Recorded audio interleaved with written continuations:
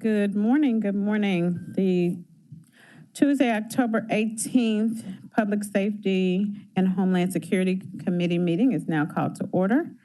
Ms. Crichton, please call the roll. Chairwoman Logan. Present. Today we have 4 items on the agenda. The first being a resolution to transfer and allocate contract construction funds in the amount of $371,250 to Architecture and Engineering in Drill Tower Improvement, project number FSO 2033, District 5, Super District 9, sponsored by administration. I move it. Second's been moved and properly seconded. And now we are going to ask MPD to come down and share regarding it.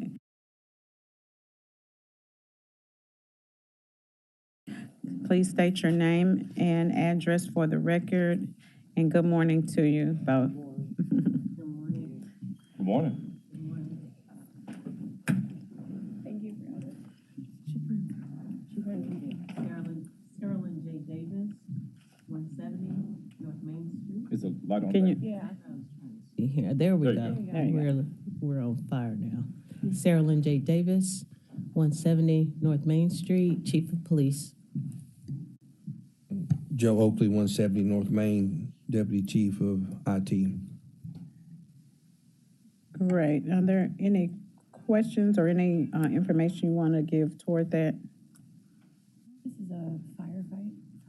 Oh, I'm sorry. Okay. You have anything, Jim? No, ma'am. All right. We'll take a vote. All in favor? Aye. Any opposed? Ayes have it. This item passes. Second item is a resolution to appropriate GO bonds in the amount of $644,000, project number FSO 4012, personal protective equipment for turnout ensemble, council districts, sponsored by administration. I'll move it. Second's been moved and seconded. And if you would, does anybody have any questions? Yeah, let's say this might be fire too. Yeah, Okay. I think 1 through 3 is actually Oh, fire. fire, okay. And none of them are here, so we'll just take a vote. All in favor? Aye. Any opposed? Ayes have it. According to the chair, the ayes have it. This passes. Resolution to transfer contract construction allocation and appropriate funds in the amount of $176,000 to Architecture and Engineering, cost for Fire Station number 34 and number 46, renovations, fire station canopy and patio project number FS 23101 and FS 23102, District 7, Super District 8, sponsored by administration. I'll move it. I second this. All in favor? Aye. This item passes. The fourth item is monthly crime update from MPD requested by Councilman Canale. And Chief, you have the floor. Good morning. Good morning. Thank you for giving us an opportunity Thank you. to provide the monthly update on crime in the city. At this time, Deputy Chief Oakley will provide statistical data. Thank you. Okay, we're going to go over the council report, but before we get started, our crime is up, but it's property crimes. Our violent crime is down, but you'll see during the report that we are still being challenged with our auto thefts and our theft from motor vehicles. So overall, crime went up about 600 from this time last year in the month of September versus 21. And then this is a new slide. It's our homicide slide. I think that was a request from you, Councilwoman, last month. We added our homicide in, and for the month of September, we had 20 versus 30 last year, so we were down 10, which is a good thing. Year to date, thus far in the city, the end of September, we've had 181 homicides. In District 1, went up a little bit by about 100, and what's the challenges in violent crime is ag assault with 313, motor vehicle theft at 944, followed by theft from vehicle at 718. Your burglaries dropped a little bit, and so did your ag assault, so that's good news. You see on the top, these are our Blue Crush crimes. We added this for the month, and we're going to keep this. Hope you like it. It's those are our Blue Crush crimes that if we get these down, the rest of our crime will drop. So we focus on these 8, and we added those, and we'll keep those. Hope you like it. Need some feedback. District 2 went up about 8, not that bad, and your ag assaults are flat. Your burglaries went up by about 2, and ag assault 180 for the month, and your theft from motor vehicle. You see we have over 1,000 theft from motor vehicle, 782 auto thefts. In District 4 went up about 95 for the month. Ag assaults at 640, and your auto thefts at 531. And ag assault went up by 2, burglary dropped by 6. District 5, 359 ag assaults, and then the biggie, 1,282 theft from motor vehicle, followed by 909 auto theft. Ag assault went up 7, and your burglaries dropped by 11. So that's good news on the burglaries. You see a trend. The property crimes are going down. District 6, ag assault 665, theft from motor vehicle right at 1,000, motor vehicle theft 783. Your ag assaults dropped by 15, your burglaries dropped 10, but overall you went up about 20. And then the last district, last page, ag assaults at 676, auto theft at 843, and then theft from motor vehicle at 600. Ag assaults dropped by 23, and your burglaries dropped by 4. So that is the end of the presentation. I'm open for any questions. Dr. Warren, you're recognized. What can be done for these motor vehicle thefts? I mean, what are we doing? What can people do? How do we, I mean, it seems like there's a ton of them. Where are they all going? You know, I mean, how do we, if you're stealing these, where are they? Dr. Warren, council member, that is not just a question here in the city of Memphis. It's the question all over the country that unfortunately chiefs are grappling with. How do we combat auto thefts? The new technology in vehicles makes it easy. And of course, now there's some thought with manufacturers on whether or not this new technology is something they need to continue to put in vehicles because it makes it so easy to steal certain types of cars. Right now, they're sort of gangs that call themselves the Kia Boys. And the Kia Boys are all over the country right now, and they've captioned that name, so to speak, and find it challenging to be a part of these types of clubs. What we're doing in the department is trying to educate. Well, I was at 2 Citizens Police Academies last night at 2 different precincts. I'll be at 2 precincts tonight, trying to educate our community members also about not leaving their cars running. We still see, community members leaving their cars running. As we get into the colder, months, we find that to be more prevalent. So running campaigns in the police department, which we have our public information officers running campaigns so that as we go into the winter months, we get our community members to help with that. The other thing is working with our DA's office. Some of the individuals that we arrest are the same suspects and individuals involved over and over again. It's not a one and done for them. They continue to steal vehicles, and unfortunately they are and as you know, a lot of them are juveniles. But we are optimistic about some of the programs that are pending with our new juvenile court judge and some of the work that he plans to implement. We plan to partner with him and also with youth villages on how do we put some of our young people in programs so that we're not just trying to incarcerate our young people, but try to steer them in another direction.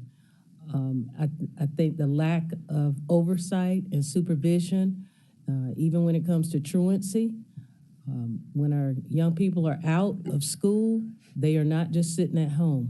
They are involved in all kinds of nefarious activity.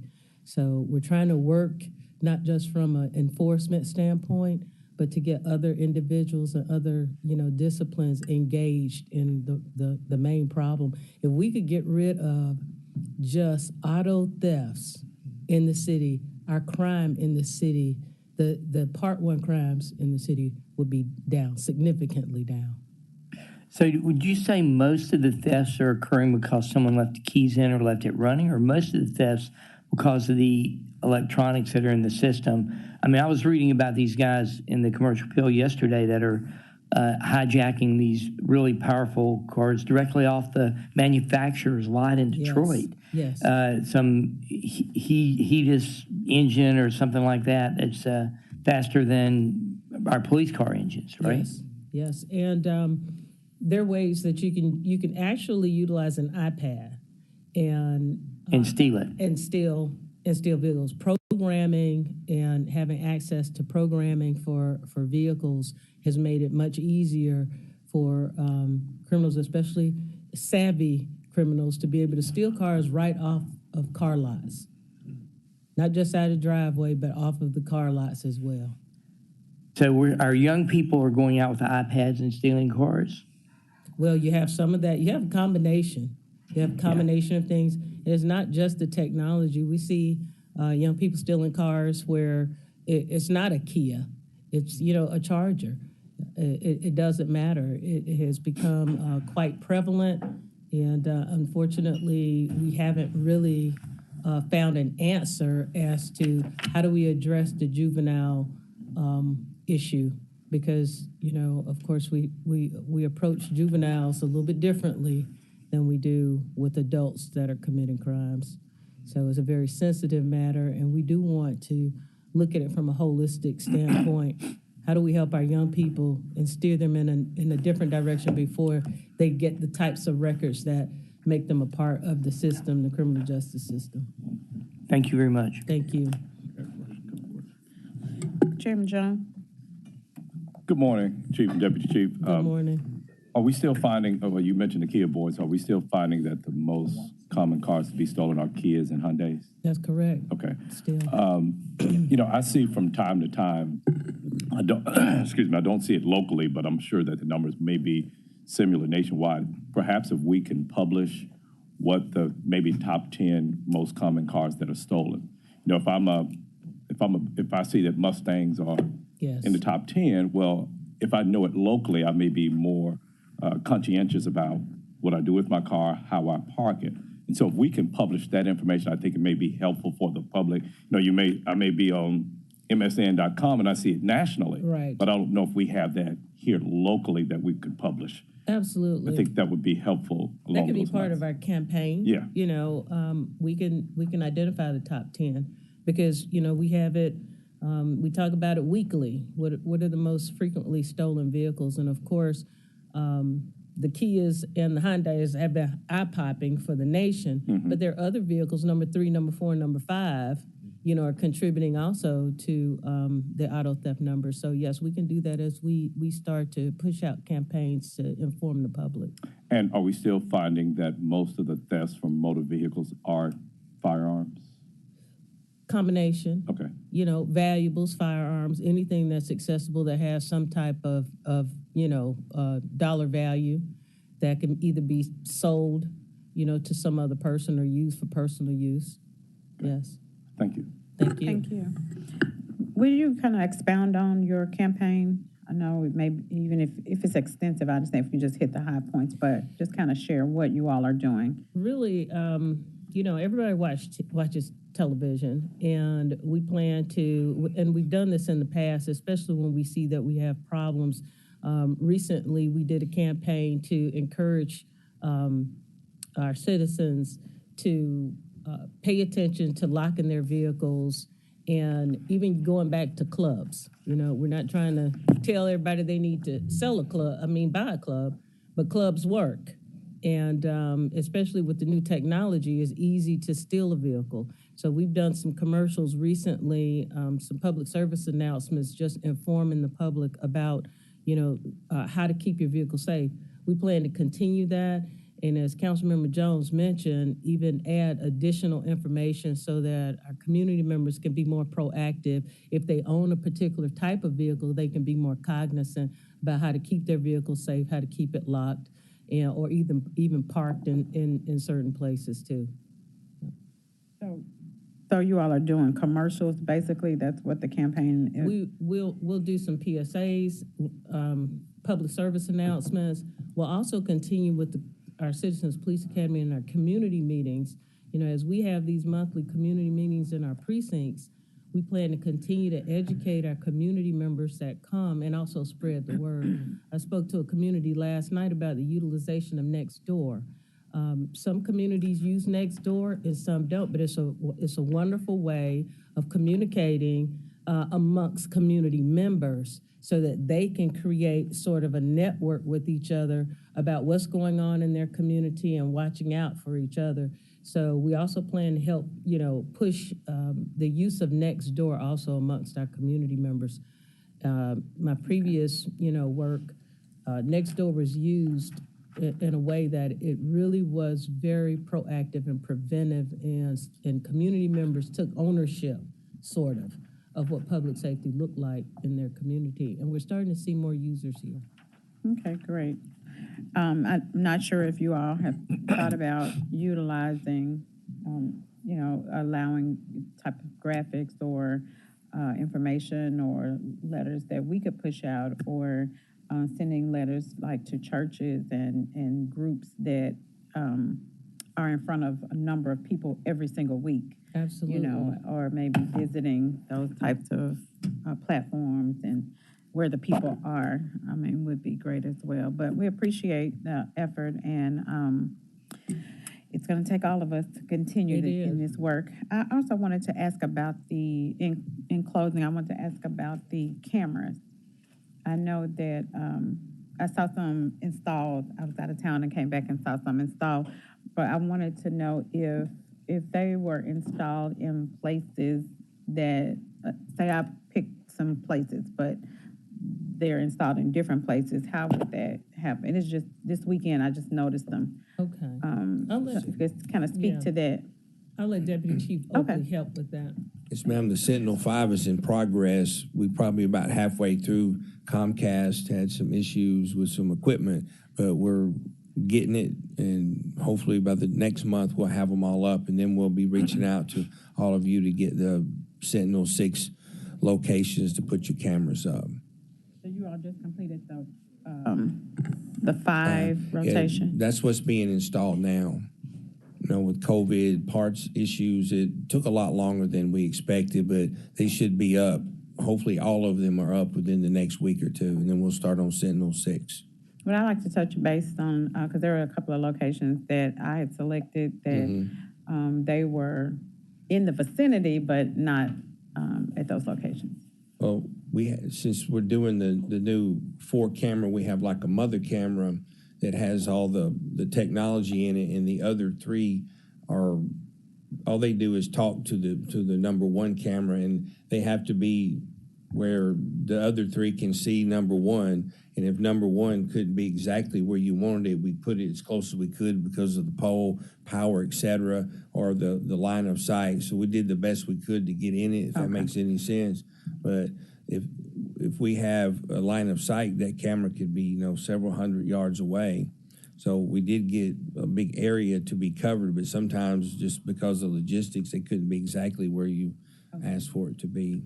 Okay. We'll look at the locations that you're speaking of. Okay. So that we can make sure that, we do whatever we can to get those cameras as close to that location as you like. And if something from technology standpoint is keeping us from doing it, we'll let you know. Okay, thank you, I appreciate that. Chairman John? Sorry to ask this earlier. I'm looking at the homicide slide. I was surprised, I guess if I just think about when they probably most occur, I think of maybe the summer months, people are more outside frequently, but I was sort of shocked by October of last year seeing such a huge spike. Yeah. Do we have any information on that, why we think it may have been a little bit higher this time last year? Yeah, it's good that you brought that out, because that has been sort of an internal conversation. And just before this meeting, I mentioned to my staff here, October of last year was the month to beat, so to speak, because October had a significant amount of homicides that were just unexplainable to us. Some of them were domestic. Some of them were just people arguing, people that knew each other that were arguing with each other. And the use of firearms in the middle of an argument and the prevalence of guns everywhere in the middle of alcohol, drugs, and arguments just doesn't make for a good ending. And the month of October was just a horrific month. I think it was like 38 38 homicides. And we have really been working to beat last year's violent crime, you know. Violent crime has always, you know, even though Part 1 crimes and property crimes are important too, as a city, just trying to move away from the narrative of violent crime.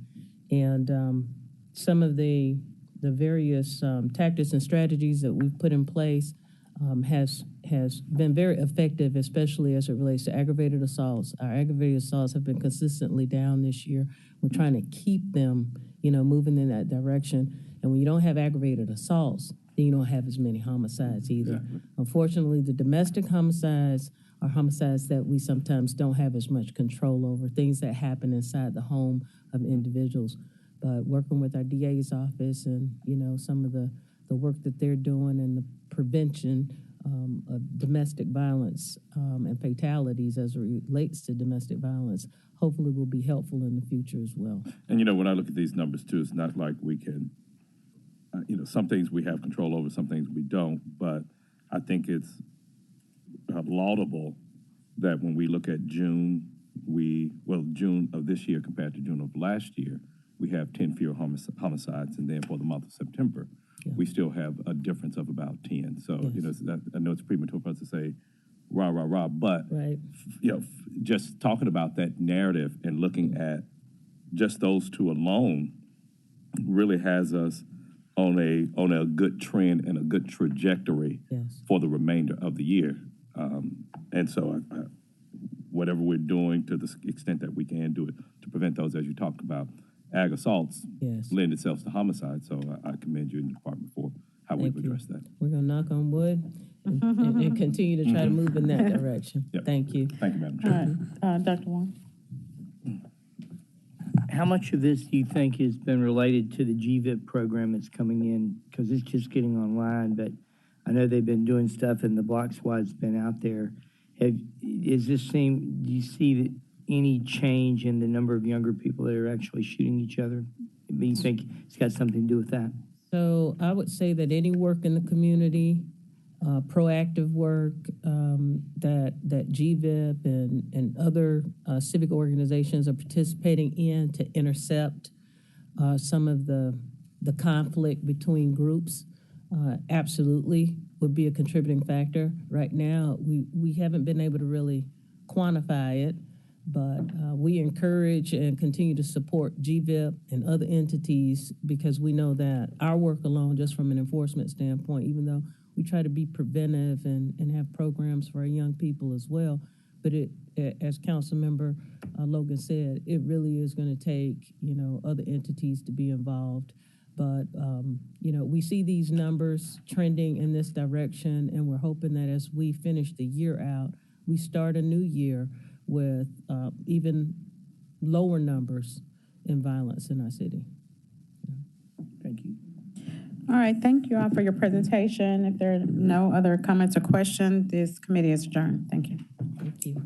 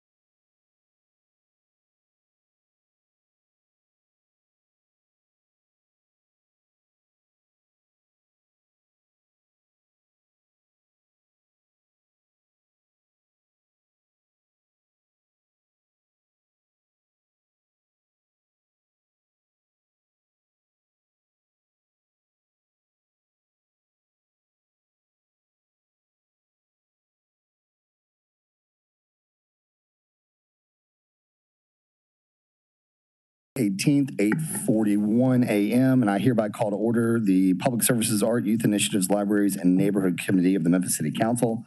Ms. Owens, would you please call the roll? Councilwoman Johnson. Councilwoman Dockery. Councilman Warren. Present. Councilman Jones. Councilwoman Logan. Present. Councilman Ford. Present. Chair Carlisle. Present. Chair observes a quorum. Colleagues, we have 2 items on today's agenda. We have item number 1 is a presentation from city leadership, all council districts, requested by Councilman Smiley. We're going to take item number 2 to see if Councilman Smiley is going to make his way here. Item number 2 is a resolution to reallocate and appropriate $1.5 million from ARPA funds to Memphis Fire Division to promote additional support for the CARE program, all council districts, sponsored by myself and Councilwoman Easter Thomas.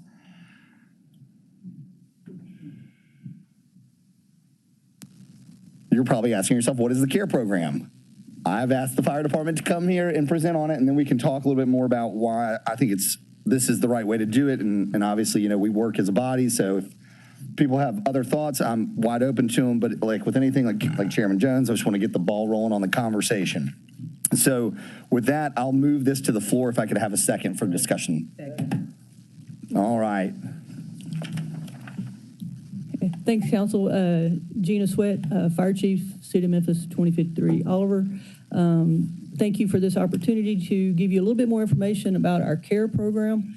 Most of you are more familiar with the term the healthcare navigators. The CARE unit actually runs underneath that umbrella.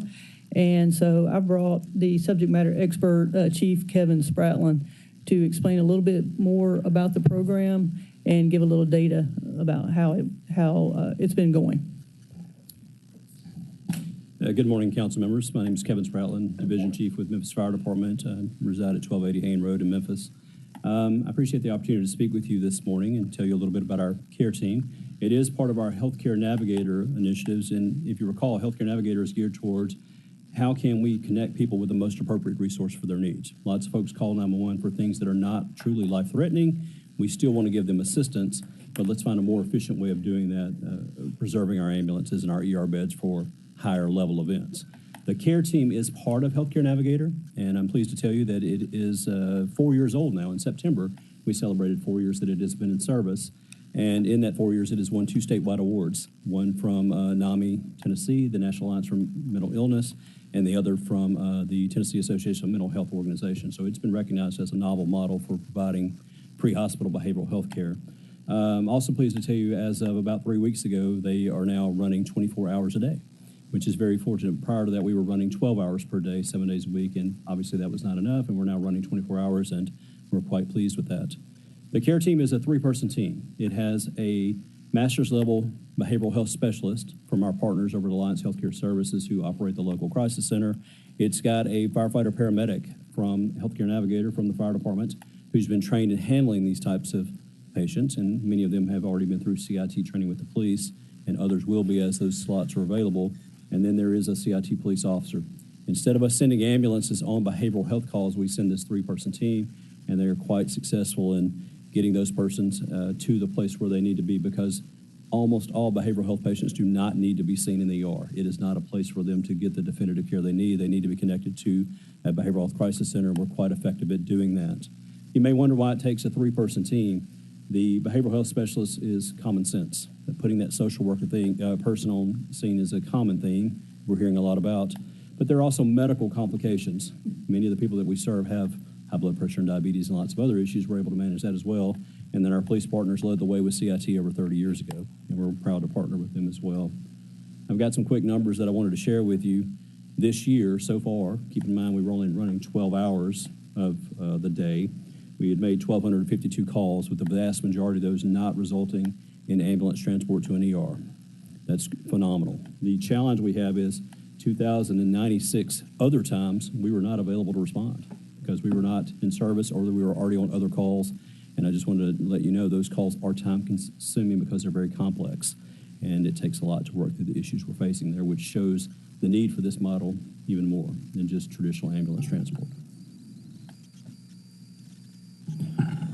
Thank you for that. And colleagues, I'll say it for brass tacks for me, and I think for several of us over the last couple of years since we've been here, One is I like chuckled at myself because when we sat here 3 years ago, Alan Wade said, before you go off and spend a ton of time on something, you probably should go ask someone around City Hall. We've probably already thought about it or are doing it. And poor Meredith put together an entire binder on a program like this that was being done in Aurora, Colorado, and spent a significant amount of time, but it was very helpful to me. And so to find out that we had, the CARE program was very helpful. And ultimately, for me, what I realized is that this should hit everybody at some point, right? So, and I was telling somebody yesterday, if you're super pro police, and even if you're not on board with what Healthcare Navigator and the CARES team are doing, we know that we have a manpower issue and we're responding to a lot of calls that we really shouldn't. But if you're somebody that believes that we need to have a more sensitive touch with better trained people and help with all the mental health that's coming out of the COVID crisis and was there before, this is our opportunity to beef this program up. And I give a lot of credit to our fire department and their partners for piloting this program very cautiously, very carefully. And they're to a point, and correct me if I'm wrong here, where we feel like we need to hit that next level. We need to start to jog and run a little bit. And this $1.5 million will allow them to sustain that 24-hour model over the next several years as we start to bring in more data and determine how best we can fund it going forward. So that is why I brought it to you for your consideration. And I've got Councilwoman Logan in the queue. Thank you, Chair. I am elated that we're doing this. I think this is wonderful.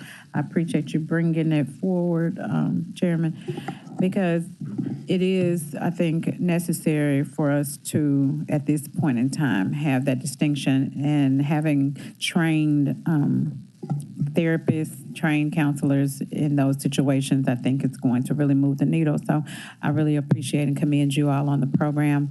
If you could just drill down a little bit on the difference between the CIT program on the police side and the Healthcare Navigator program on this side, or is it one and the same, or how are we folding one into the other, or how are we doing that? Because that way, if money, more money is available in one, maybe combining it in addition to that.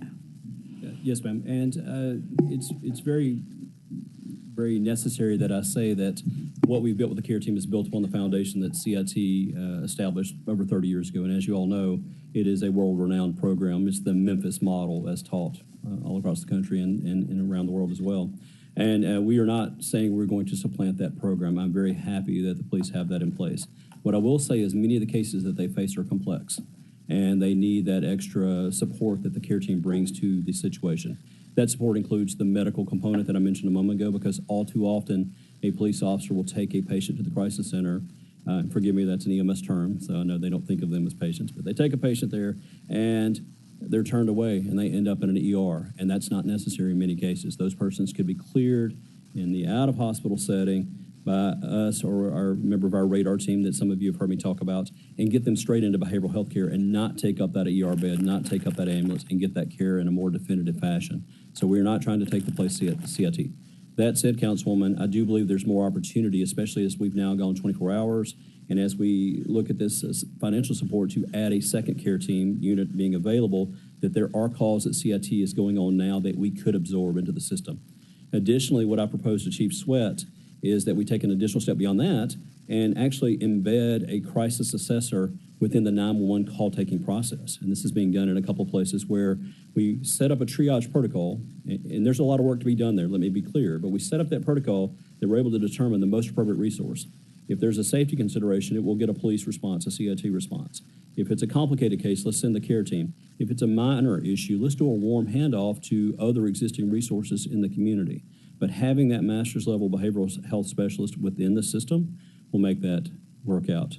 We've recently, we've not completed, but we've built an infrastructure for that within Healthcare Navigator to support it, and I would like to dedicate part of this funding to doing that.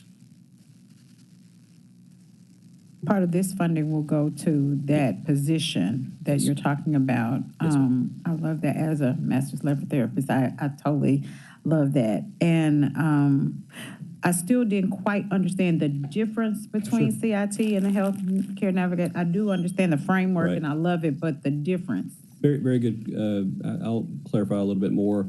CIT officers are not paramedics. They are not social workers. They are very good at what they do. And CIT officers in particular, we love partnering with them. But by bringing these extra dimensions that the care team has, having that medical perspective, having that social work, that crisis assessor perspective, gives us a better, more holistic view of what's going on with that patient. And I think that better helps us get that person the care that they need in that moment. Okay. I So see that. that's the distinction there. And you still need the CIT officer Absolutely. because of certain situations, there may need to be some safety or security issues or Correct. that's, okay. But you won't, maybe not need as many because that person that you're creating, the position you're creating will be able to determine if it needs to go to a police officer or if it just needs to stick with the care team. Right, Okay. and I would not state that you won't need as many CIT officers. Those are patrol officers who have additional training that are still going to be on duty. And keep in mind, not every behavioral health complaint comes in that way. It comes in as something else. Because as you know, there's a stigma around behavioral health. Even in our 911 system, if you call in and say, hey, I've got this issue, let's say I've been robbed or I've had some kind of criminal thing against me, but I also have a history of behavioral health, oftentimes that stigma attaches and they make that a behavioral health call. Those police officers are still going to be making those calls, and that CIT training is still very necessary. Okay, all right, thank you, I appreciate it. And I just say that the program will evolve and morph, and they're continuing to learn. You look at Aurora, Colorado, and that's exactly one of the things in their model is that they've got somebody trying to clear those calls from dispatch and figure out what the necessary response looks like. I've got Chairman Jones, Dr. Warren, and Councilwoman Johnson. Thank you, Mr. Chairman. My question is not necessarily for fire, it's more so how we're going to pay for it and how we're proposing to pay for it. Yes, sir. Being the public transportation initiative out of the ARPA funds. I would hope that before we allocate or reallocate these funds, that we probably have a presentation to see if there's some other pockets and see what our initiatives were as it relates to this. I don't recall offhand.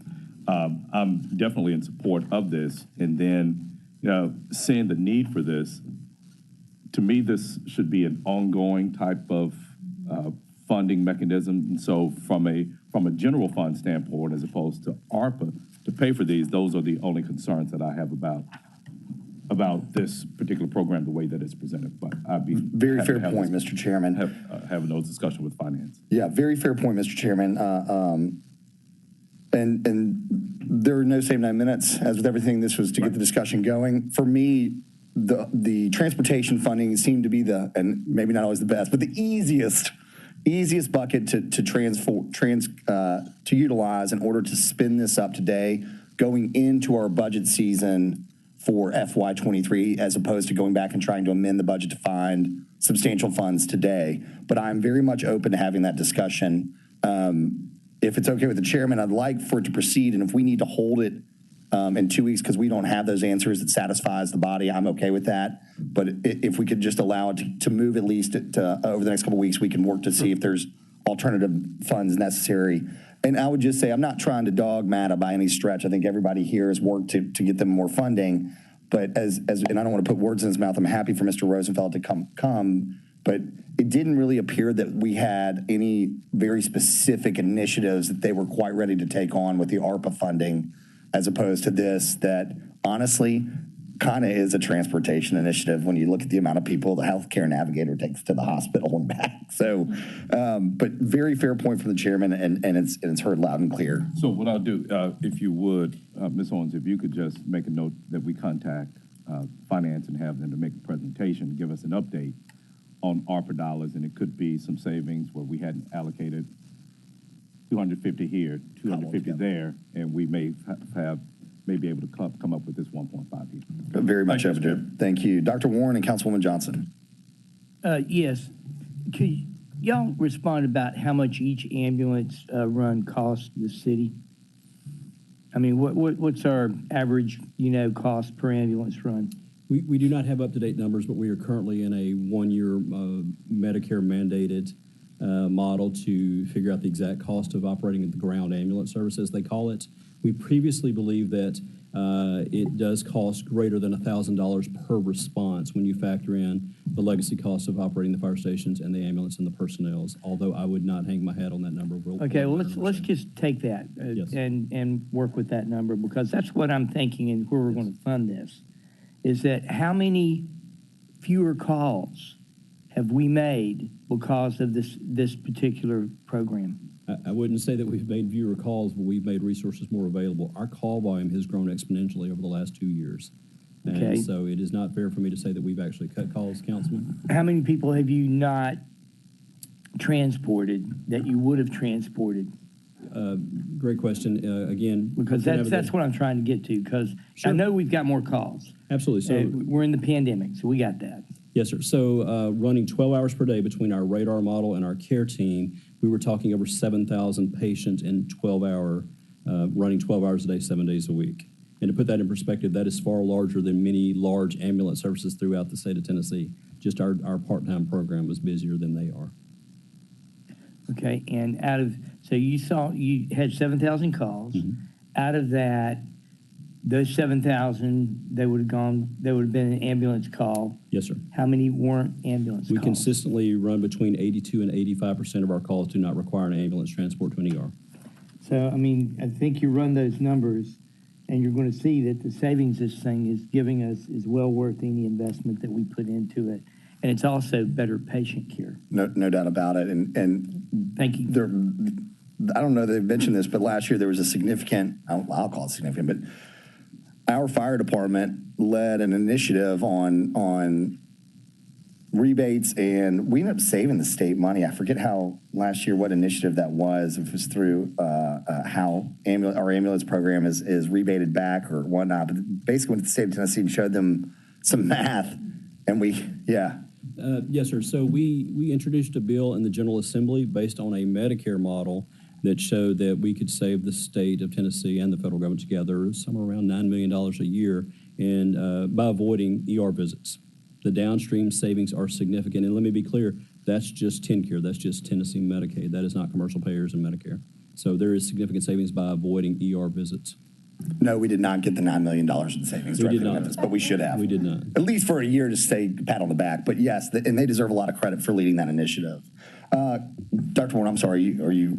And then I've got Councilwoman Johnson. Okay. Thank you. Good morning, colleagues. I, too, am very supportive of this, but I'm also concerned about duplication of services, similar to Councilwoman Logan. I would like, and it sounds as though you're trying to work together with the CIT program. I would like to see, some type of report where the two of you did get together and said, we're going to do it this particular way, rather than, the same client may be picked up by you, may be picked up by CIT, for the same purpose over and over again. So we need to make sure it's not a major duplication. I also had concerns about how the funds were going to be removed from transportation. Have you talked with that particular group and gotten any information on how they feel about the 1.5 being removed? Ideally, find another place. And then, how did you get to 1.5? Is there a breakdown on those funds? So I'll answer. I'll take a couple of those. I'll let Dr. Warren and then respond to the operational side of the duplication, because they operate as a team. That's the point. So it sounds like they do, but it's like it wasn't clear. Yeah. I mean, they know it's important, but it wasn't clear. So one, I'll say, this is not disparaging of MATA, but MATA has not come and said, we cannot wait to spend that $1.5 million. Here's all the things we need to do with it. And we're a year and a half in on ARPA. In addition to that, MATA has received a reinstatement of $10 million from us, the city, from Fund 245 coming into the operating budget. They've received like 46, what did Steve bring them? They got $70 million in Infrastructure Improvement Act. So my point is I'm not going to say they're flush with cash and upset a bunch of people that say they were still underfunded, but this was just for me, they are flush with cash right now.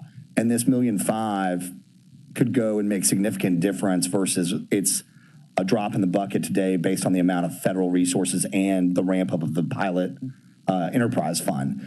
Because we were appropriating $1.5 million to them, I just, instead of trying to splice it up down to the ones or the tens column, I just moved the whole $1.5 million because I know that the need is going to be there for this group in order to staff both 2 potential teams running 24 hours a day and someone in the 911 dispatch center. I guess the simplest way is, will you burn through that money? Yes, sir. So, and I didn't want to take from anything else, any other bucket that I didn't know that may have. But again, like I told Chairman Jones, this was just my thought. I'm open to it. I'm open to working on other areas. I think at the end of the day, this will be the least disruptive, but I'm happy to work with everyone to make sure that that's the case. So, and I'll allow you guys to answer the question regarding operational. Yes, sir, Councilman. Please don't use the term burn through money. It makes me a little nervous as your fire chief. But I do know the sprinkler system is operational here, so we're good. I just want to say thank you. As many of you know, you've been with us through the beginning of the Healthcare Navigators. This has been going on actually, it started before I got this position. And we literally begged, borrowed.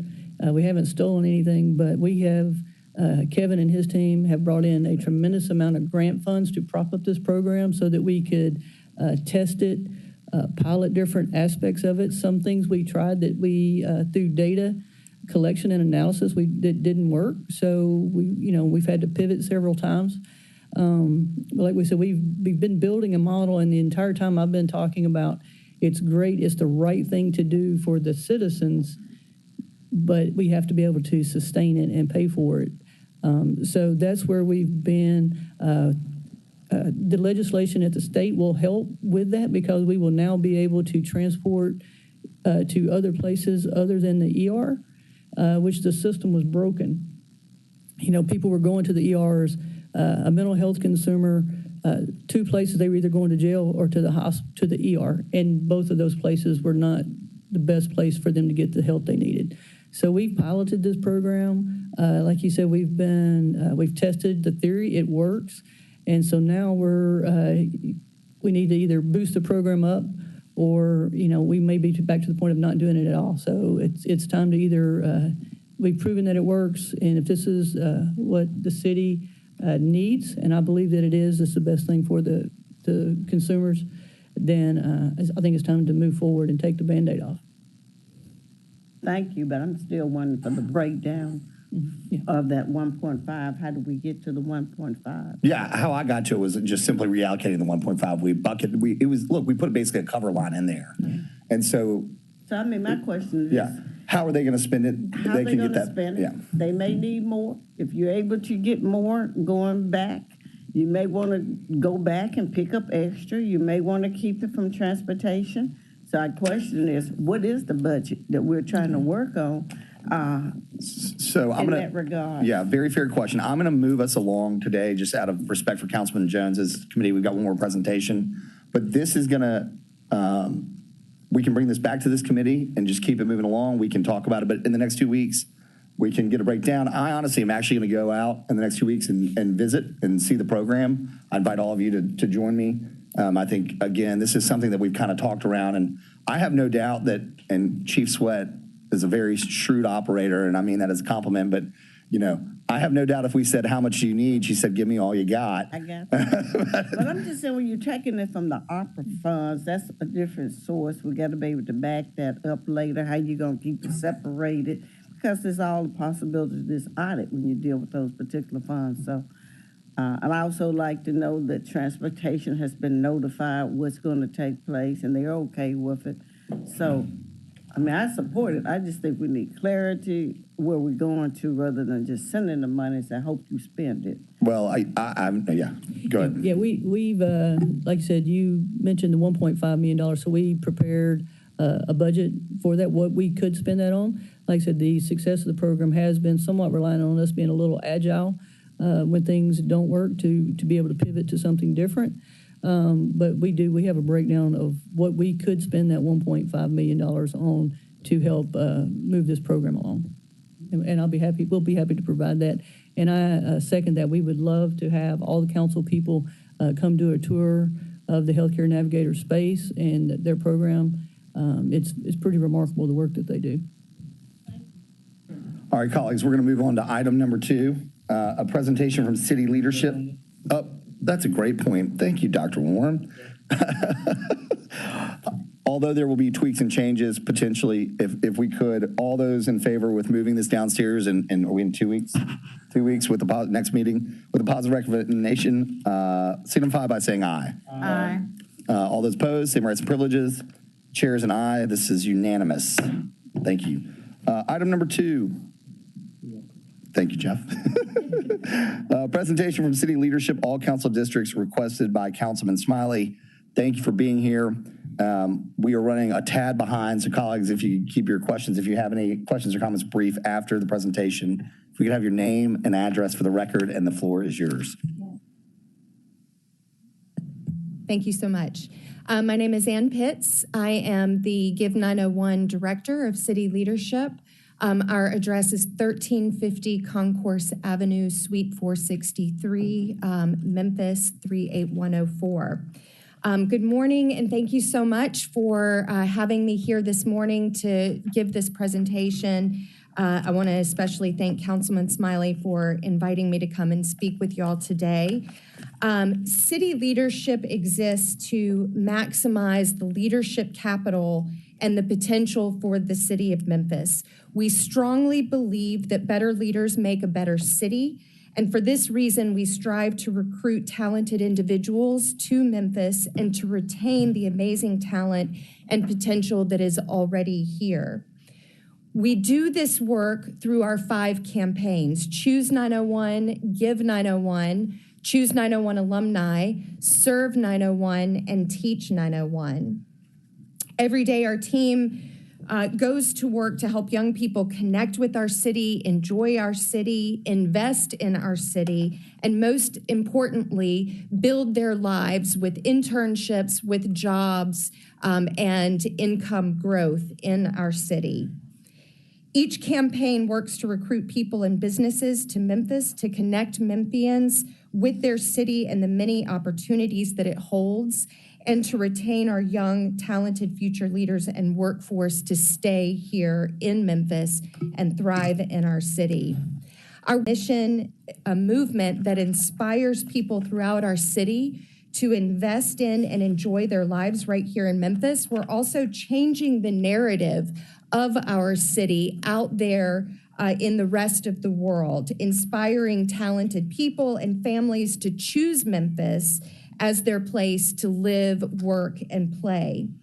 Whether it's our website that's visited by millions of people every year looking for jobs, looking for nonprofits to connect with, looking for things to do in our city and ways to engage with our city, or it's our social media that's followed by hundreds of thousands of people, or any one of our many events that we throw throughout the city to instill pride and energy and excitement for our city on days like 901 Day.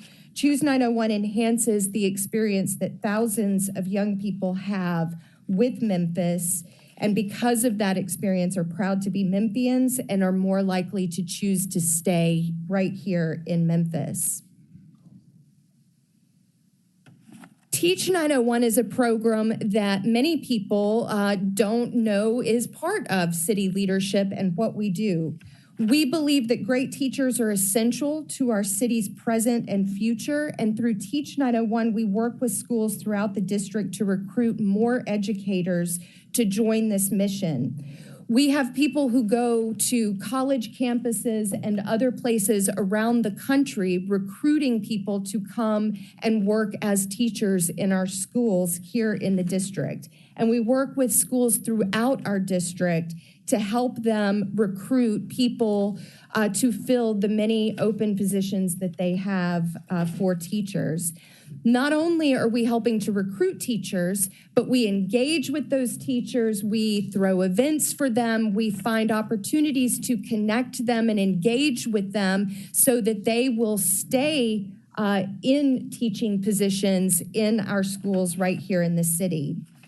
We host job fairs, both virtual and in-person job fairs, posting positions. We work directly with schools to help recruit teachers. And we have a partnership with businesses throughout our city to provide special discounts and special opportunities for our teachers. We do welcome bags for new teachers, and we host events throughout the year to bring them together to form networks of support. We believe the next generation of leaders of Memphis are currently the students that are in our partner schools and partner programs. Our partner schools serve students from low-income, under-resourced communities in a city where 40% of our children are living in poverty. We engage these students beginning in their junior year of high school, and we remain engaged with them for 10 years after they graduate from high school. So 18 to 28 years old, we are in touch with them on a weekly basis, whether they are going to college here in the city or elsewhere, or if they are choosing job training programs or going to work. We are staying in touch with them, and we are providing constant opportunities for them for personal and professional development.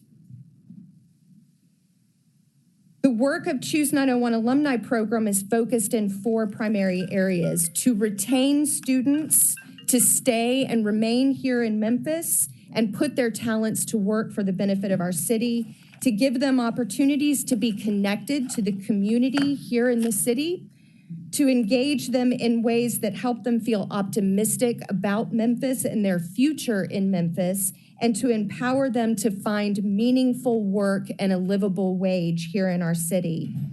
We track and communicate currently over 2,300 participants in our program, and that grows by more than 400 every single year. We engage with them during college and offer opportunities toward college and training completion. We provide career advice, soft skills training, professional networking for hundreds of these students every single year.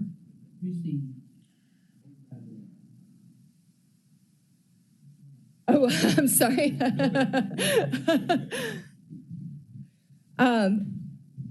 In the fall of 2020, 49% of low-income high school students in the United States, just 49%, enrolled in post-secondary institutions. Our Choose 901 alumni enrolled at a rate of 64% that same year, 64%. The Memphis median income is $26,000 a year. 53% of our current alumni are already making above that median income. 20% are making in the 60th percentile of that income, and 5% are making close to or above the 80th percentile. We view this in light of Raj Chetty's work on economic mobility, showing that a youth from neighborhoods where our students are coming from have less than a 1% chance to go from low income to high income adults, and the same percent from a middle income to a high income adult. We are changing those statistics for young Memphians here in our city. 65% of city leadership alumni, at least 5 years removed from high school graduation, have a household income that already exceeds the average income of low-income kids here in our city. We focus on providing opportunities and Memphis connections to our out-of-town alumni. So if they go to college outside of Memphis, we follow them to college. We go at least once a semester and visit them at college, wherever they are in the country.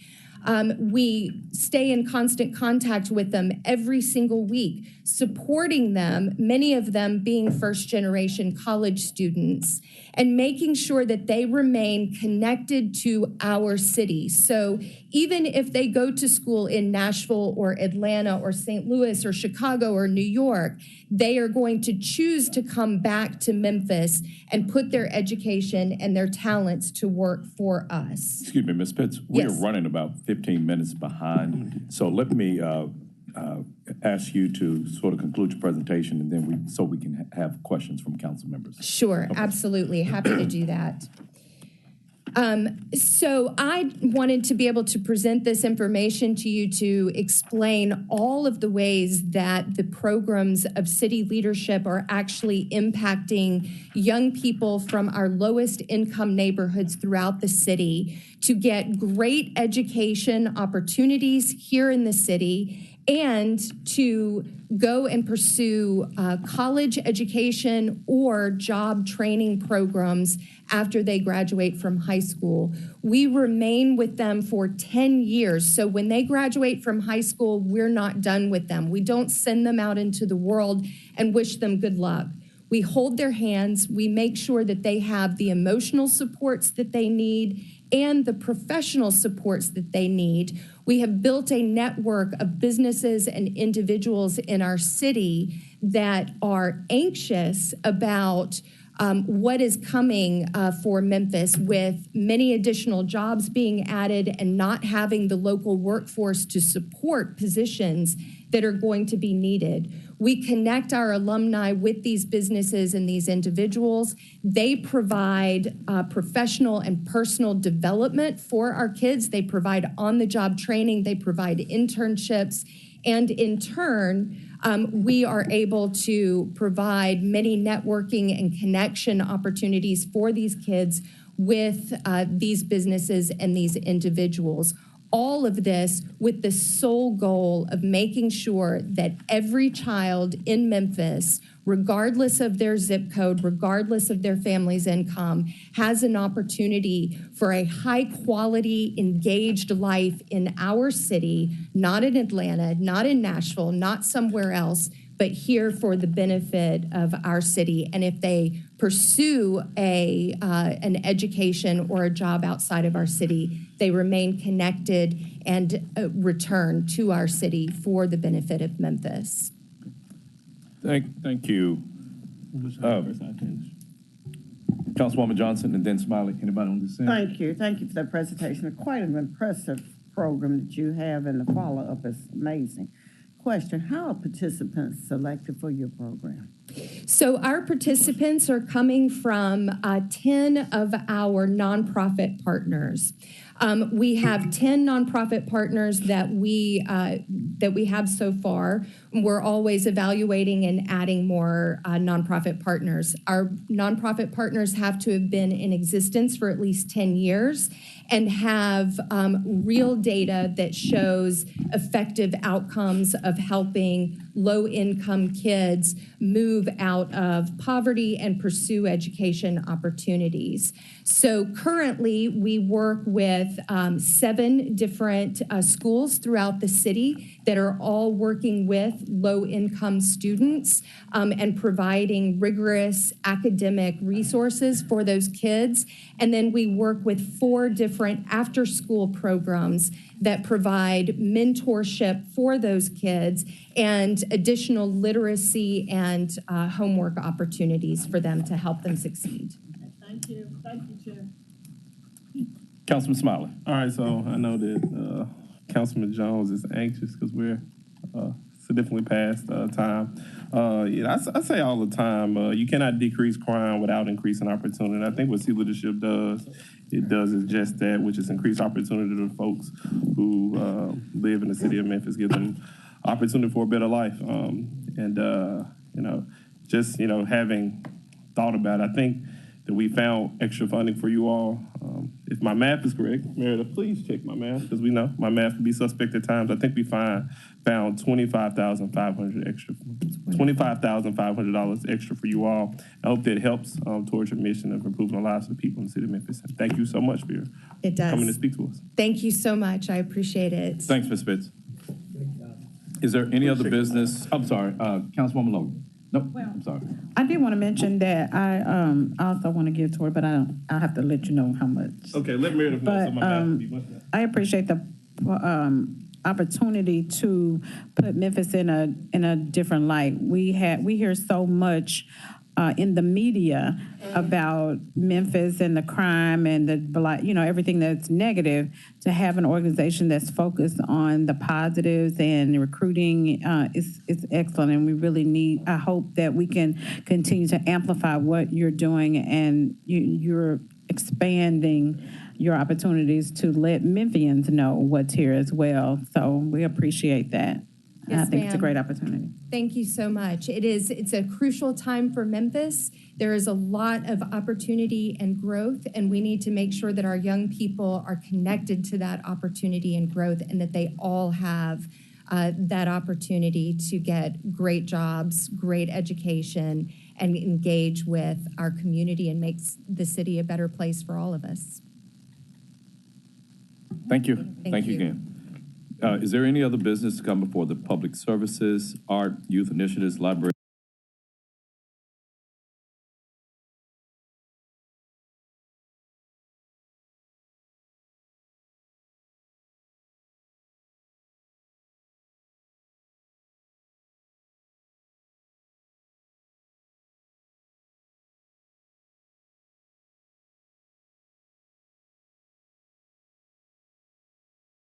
The hour is 9:21, and I would like to call to order the meeting of the Memphis City Council's Budget Committee. Ms. Owens, would you conduct a roll call, please? Councilwoman Johnson. Councilman Carlisle. Councilman Smiley. Councilwoman Dockery. Councilman Warren. Councilwoman Logan. Councilman Ford. Councilman Smiley. I'm here. Chair Jones. Here. Colleagues, we have 4 items on the agenda this morning, and we'll take them in the order as presented on the agenda. The first is a presentation, which will be the First Aid Memphis quarterly report requested by First Aid Memphis. Good morning.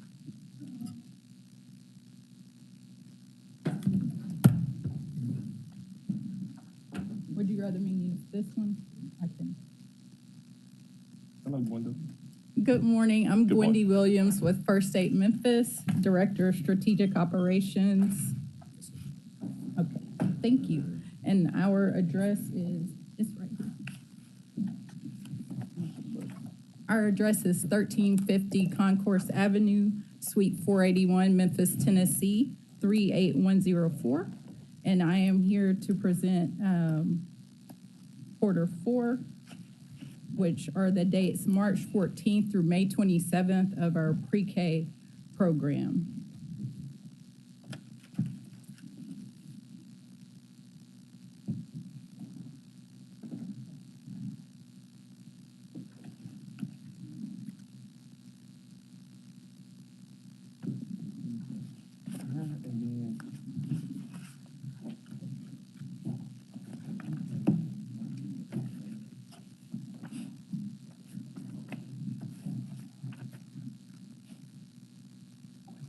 Can you give the title?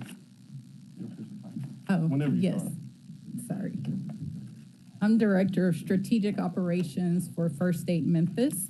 And we do realize there are some new council members, and our Executive Director, Candace Thomas, will be reaching out to meet with you all to give an overview of our organization. So some of these slides, I won't go into detail for the sake of time, and also council members who have been here have heard this many times. So a few of our organizational updates. Our Executive Director, Dr. Candace Thomas, is actually in San Francisco today presenting with Make Home Capital at the Social Capital Global Conference on, what is this? I had a brain fart, I'm sorry. The funding model. Outcomes financing, sorry. And then November 3rd, we have our first 8-year speaker series, the first of this fall. You can register by going to our website, firstatememphis.org. November 10th, we have our Leadership Council meeting, which is the First State Memphis advisory body. And we'll be on break November 23rd through the 25th. And our First State Memphis Board of Directors, the last meeting for this calendar year will be December 15th.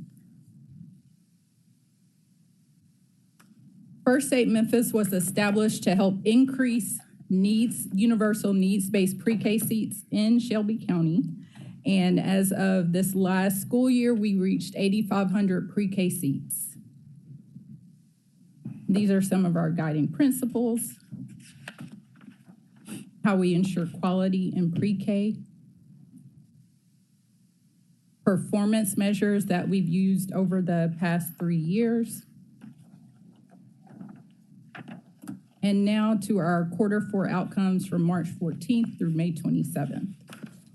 At the end of Q4, we had 101,201 students enrolled, which was around 75% of our capacity filled for the program, with a capacity of 1,600. Our cumulative enrollment, which includes those students who were enrolled at any point during the year but may have withdrawn also, was 1,344. For attendance, 83% of students met our attendance goal, which is to attend 80% of the days they were enrolled in Q4, which was just a slight decrease from the previous quarter. 100% of our classrooms met the synchronous learning goal, which is to have face-to-face real-time instruction, in-person or virtual, meaning we put this measure in place during COVID, so we didn't have any classroom closures that required no time with the face-to-face learning this quarter.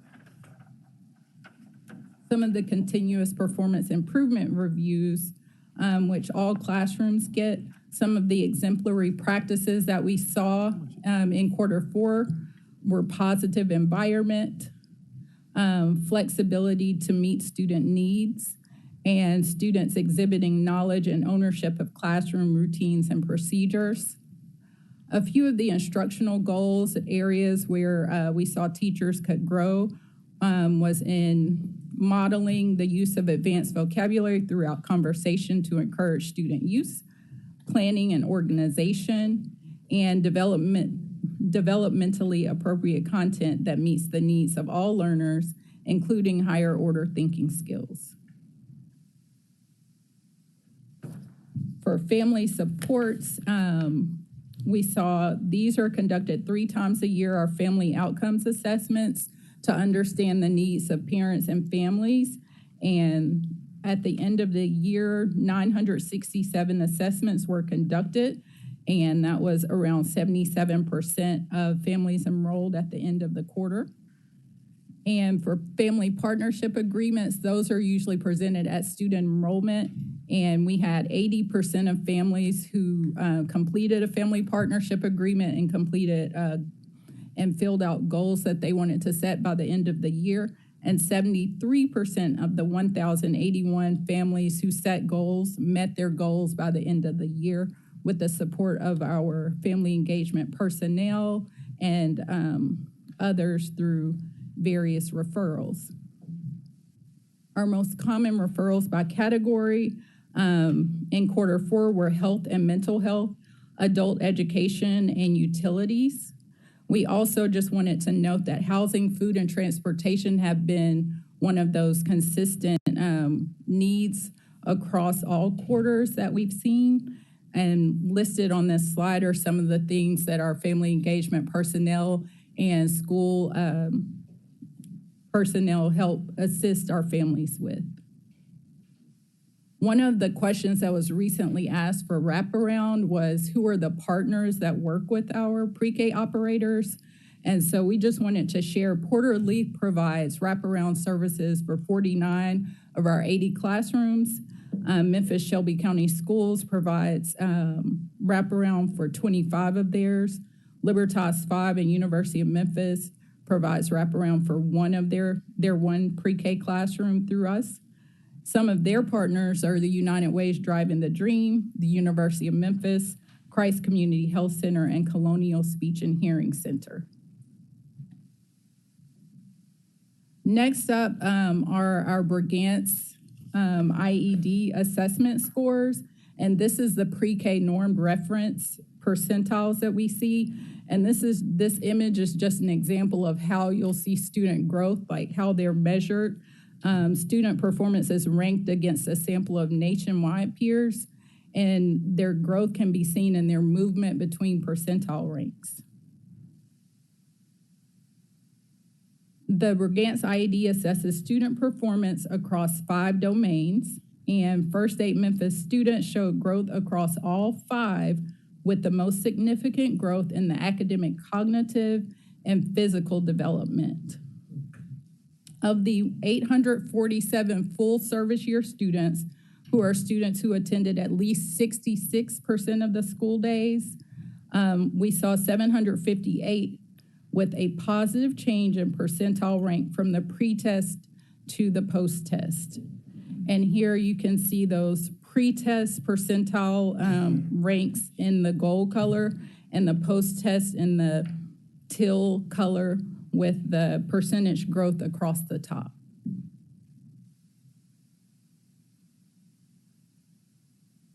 And this slide shows a breakdown of their Brigance by funding source. And though you can see on the finance, they have higher percentage of growth across the various domains, the non-finance actually have higher percentile ranking on average.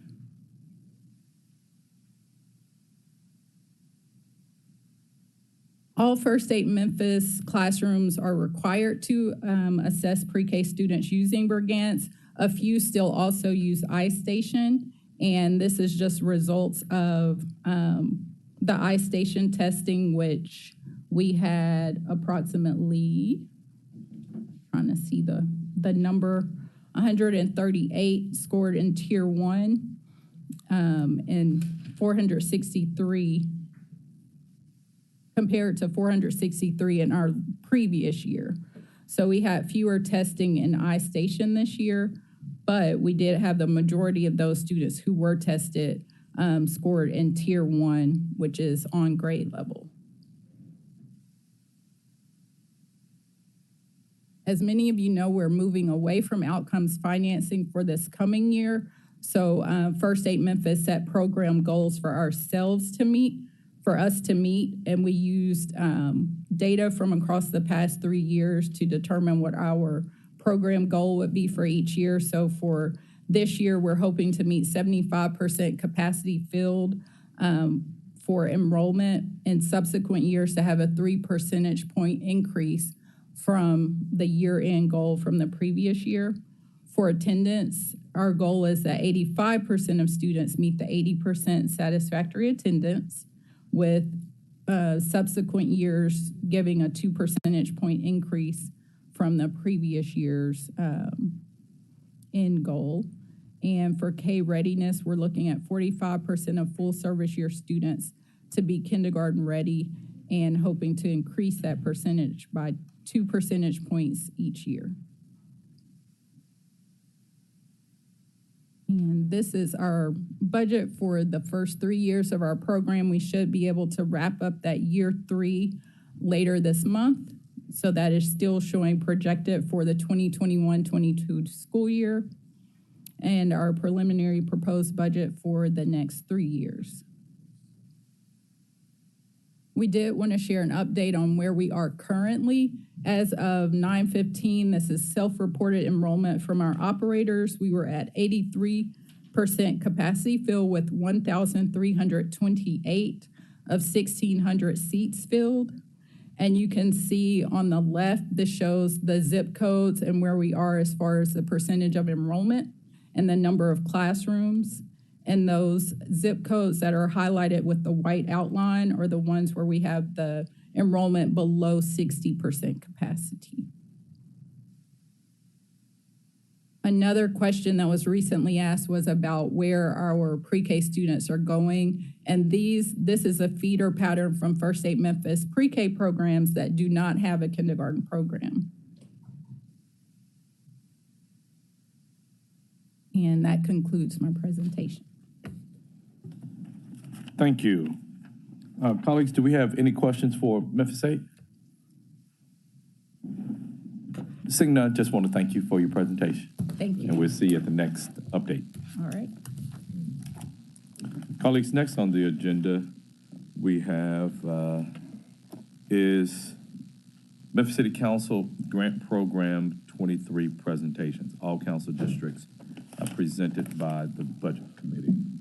So what we have before us is Black Seeds and then the Novic Cardiac Alliance. Is there anyone here to present? Okay, if you could come to the microphone here and introduce yourself and the organization that you represent, please. All right, good morning to everyone. Good morning. And you have about 3 minutes to present, yes. Okay. Good morning, all. My name is Deravia Ridge, My name is Bobby Ridge. and we are the owners of Black Seeds Urban Farms. Black Seeds is a local food movement who has its roots in a desire to grow honest, non-toxic foods, nutritious foods for Memphians who have little or no access to sustainable foods. We want to provide local communities with the access to get fresh foods that was grown within the proximity of their neighborhood. We have created a space that not only shapes a new outlook on food, but where food is grown. Our core mission is to collectively bring people together to live a healthier lifestyle and to also define our purpose through people and the planet that we live on. Okay, he's gonna pull up our presentation. You can continue because we have copies in our presentation. All right. So the overall health of a community is benefited by increasing its capacity to create an environment that truly sustains its residents. Black Seeds is located in the Greenlaw community. We are in District 7, and the Greenlaw community is one of many communities in Memphis that is underserved and that has a lack of fresh food access. My husband, Bobby, who is the certified master gardener, does all of the horticultural work and grows all of the food that we grow at Black Seeds. All right, thank you. Our mission is to empower and grow communities through sowing seeds of food, health, and wellness. We are committed to providing local communities with the access to have fresh food that was grown within their community. I know everyone in here eats, and you most of the time when you eat, you're going to get food from a grocery store. Neighborhoods like the Greenlaw community don't have a grocery store where you can run out of the house and make a quick grocery store run. So our purpose is founded in growing food so people in that neighborhood have access within the proximity of their homes. I just want to add to that. Uptown is almost a great microcosm to kind of, it's an example of a walkable community. It's very close. It's very close to downtown as well. And it's kind of like a three-point part that we're doing, ecological restoration with blighted land. So we're taking blighted land and we're giving it a service not only to the ecology, but also as a place where we grow nutritionally dense food for the community. So we're kind of covering 2 or 3 zones with that. And also just rebuild a community over fresh food. So remembering what we're communing over has a lot to do with that. So as we expand, we definitely need funds when we acquire new blighted land to dedicate those lands to growing food. But go ahead, Ben. Yes, our tagline is putting the commune back into community. And if you look at this slide, we have broken it down into family, community, and organic food growth. And that is pretty much the breakdown of what we do with our nonprofit. We focus on families in the Greenlaw community. We create programs. We have community outreach. We have created a space that not only grows fresh food, but it is a communing space for residents in the Greenlaw community to come and pretty much just enjoy the natural space that we have created. Okay. But our focus is Ms. Rich, food growth. That's the 3 minutes has expired. Let me entertain a question. I know it goes fast. It does. Yeah. We have a question from Councilman Smiley. Okay. First of all, thank y'all for coming. Quick question for you. What, other than funding from the city of Memphis, do y'all have any avenue, what are y'all doing to raise money outside of funds you receive from this particular body? We have received donation. We've received local support from the CRA, the City of Memphis Community Redevelopment Agency. They have been a true blessing to us. They are actually how we found the lot that we are located on. It was blighted, had been on Memphis's blight list for over 25 years. So we obtained that lot, excavated it in 2019, and we have been working on this project since then. But pretty much all of our funding we have put forth ourselves, and we're asking local agencies, government to help in any way that we can, that you can. All right, so thank you. Every opportunity I get to throw my other council members under the bus, I take pleasure in doing that. I'm looking at one particular side that says organization info. It says located in District 7 and Super District 8-1. That's me. However, Super District 8, just for general knowledge, Super District 8, there are 3 other council members, 2 other council members in Super District 8. Okay. One is sitting to my left, Councilman Jones, Chairman Jones, and one sitting at the very end of this table, which is Councilwoman Cheyenne Johnson. So make 2 suggestions to you all going forward.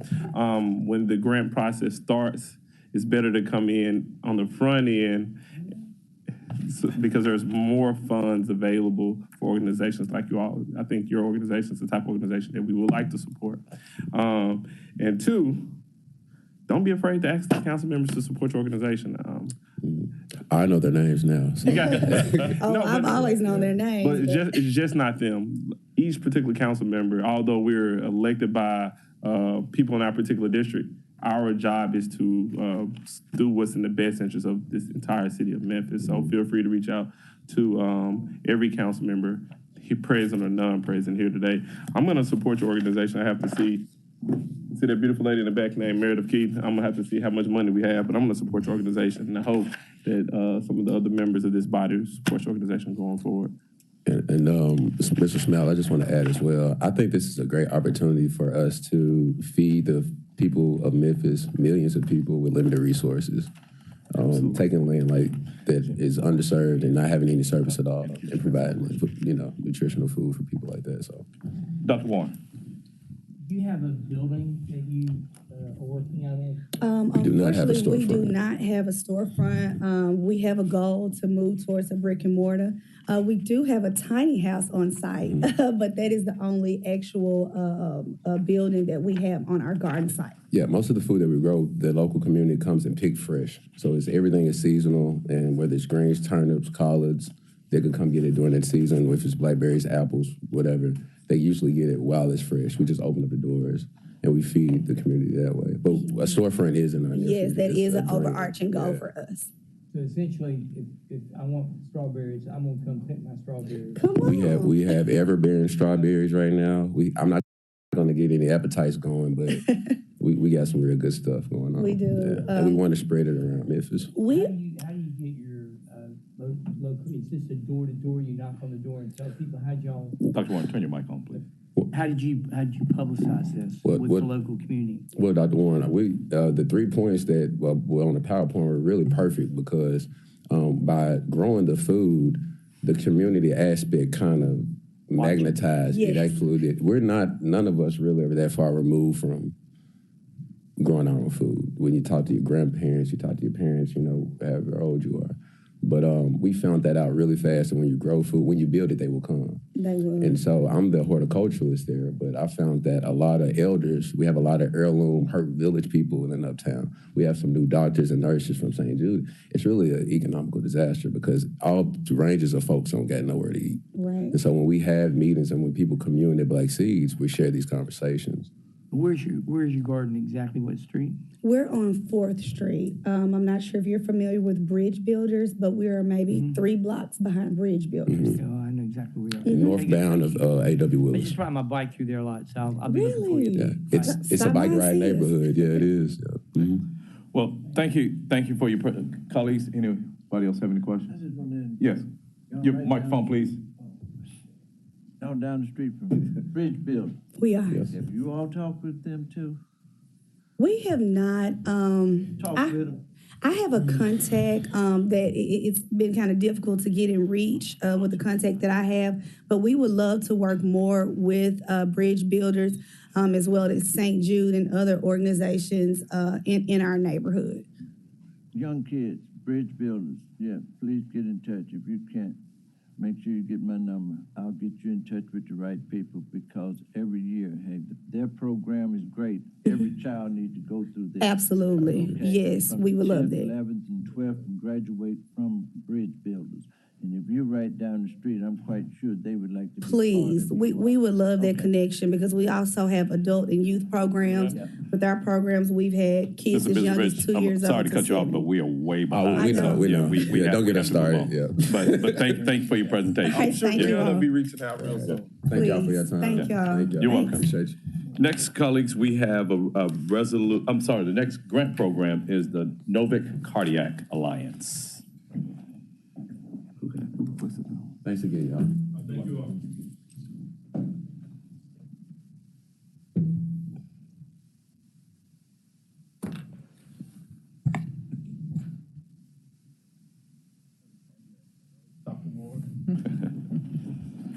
Good morning. Good morning.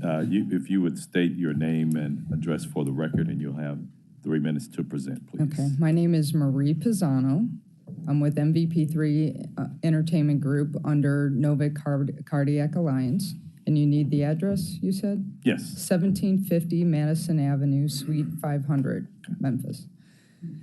Okay, so what I'm presenting under this nonprofit, what Cardiac Alliance does, they are a group of doctors here that go all over the country saving babies' hearts. We partnered with them with this special project. It's a film, it's education, and is also changing laws and creating new laws. It's a society in crisis of family and divide. This film will show why we have a society in crisis and really take a deep look at ACEs and the family court system. With this project, we have been educating, working with the Rotary Family Youth Initiative and Charlie Caswell with Legacy of Legends. So we've been educating, the public with that. I spearheaded passing a law, HB 2588, that now mandates parents who are divorcing must be educated on ACEs. Recently, in the past month, I got the Board of Professional Responsibility to put ACEs trauma training in the CLE for attorneys. Now we are working with judges, legislators, and attorneys to create the Esther Law. The Esther Law is going to redefine the way divorces are handled. I'm taking this to impact not only Memphis, but the whole state.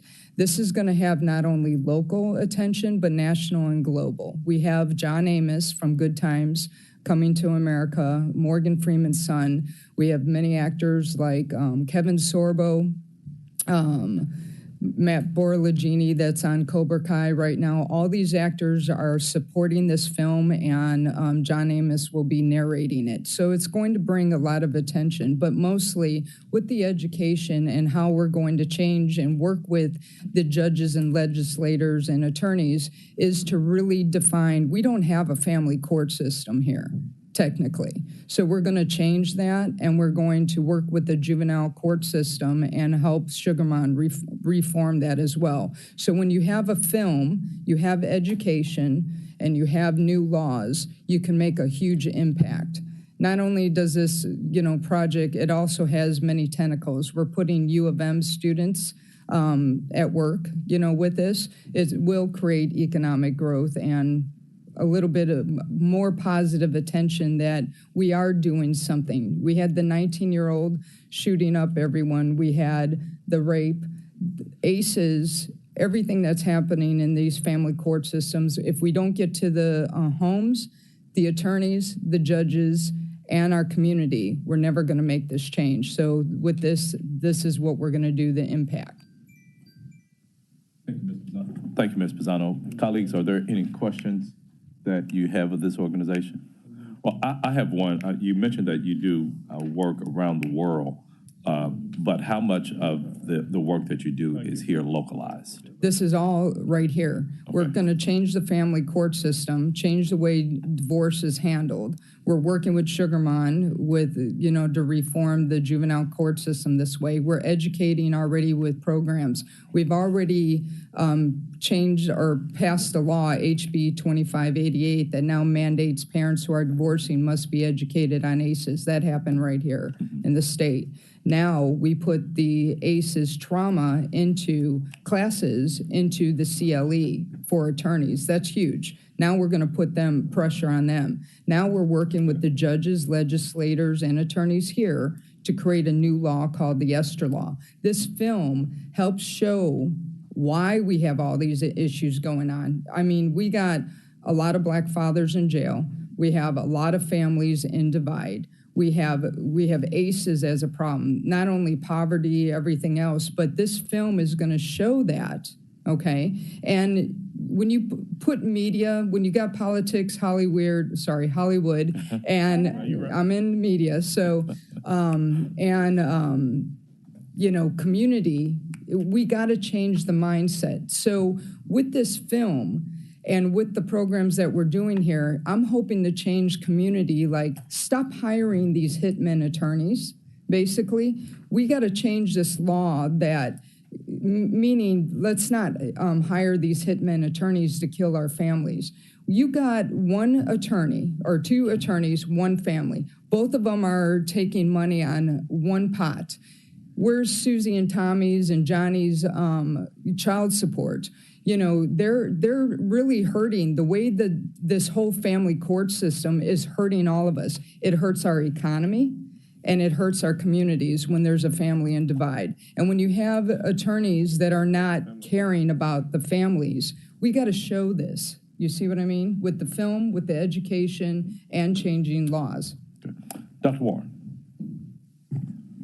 Where is this film being shown? Right here. Okay, but in what movie theaters, or is it on? All of Malco. I got my, distribution deal with Malco and also on foreign and domestic So it's going to be a platforms. free film for people to see. They pay to come in and see it. We will put it free to the public, but I will, just with the film I'm doing right now called Finding Your Yes with Mind, Body, and Soul, we're putting that free to the public. Okay, So so it's going to be in movie theaters. Yes. Is it going to be on YouTube? Is it going to be other places? Yes. That can be accessed? Yes. Okay. Most of my films are on Amazon Prime right now. So they'll this be will be on accessed. Amazon Prime. It will be, and also my own network that I partnered with the Tyler Perry Group. Okay, well, I think that's, you're above our pay grade when it comes to media savvy right here. So we're probably all running to try to catch up with where you are. But basically, this is going to be shown, and what I'm doing with, just to give you an example, the film right now that I'm working with, that I did with all the top medical doctors here, we're going to give it selected theaters, Malco theaters, for people to see it. But I will put a link where everybody could see this film, but it does have foreign and domestic sales attached to it. We have John Amos, we have all these top actors that are going to be part of it coming here also to help us, with the U of M students get education out there about ACEs. Not only that, but it's also putting pressure on the judges and legislators here to create new ways that divorces are handled. Thank you. Last thing. everyone here, I think, on the dais knows what an ACE is, but Yeah. people listening outside might not. I don't think we gave that a definition when we started, but it's an adverse childhood Right. event. So Yes, sorry. it's Yeah. okay. It's, I'm expecting everybody Yeah, to they really, do. yeah. We hear Charlie Caswell all the time. Okay. Yeah. Very good. Thank Well, you with very him much. and the Rotary Family Club, Family Youth Initiative, we are educating not only through this film, but with programs. I mean, we've done several of them right now across the city, doing free ACES classes and bringing attention to this new law. Thank you. Councilwoman Logan. Thank you so much, and thank you for the work that you're doing. It really much needed work. The films, will it educate on ACEs as well as solutions? Yes. Okay. It's going to How take so? a deep look at it, and we're going to be interviewing all the top people here, basically, and people from around the country that will be in this as well. And I will do testimonials that you'll see on Facebook, and this is my social media guru right now. And we will have testimonials. We will have little bits that will go on social media on different platforms for public to see as well.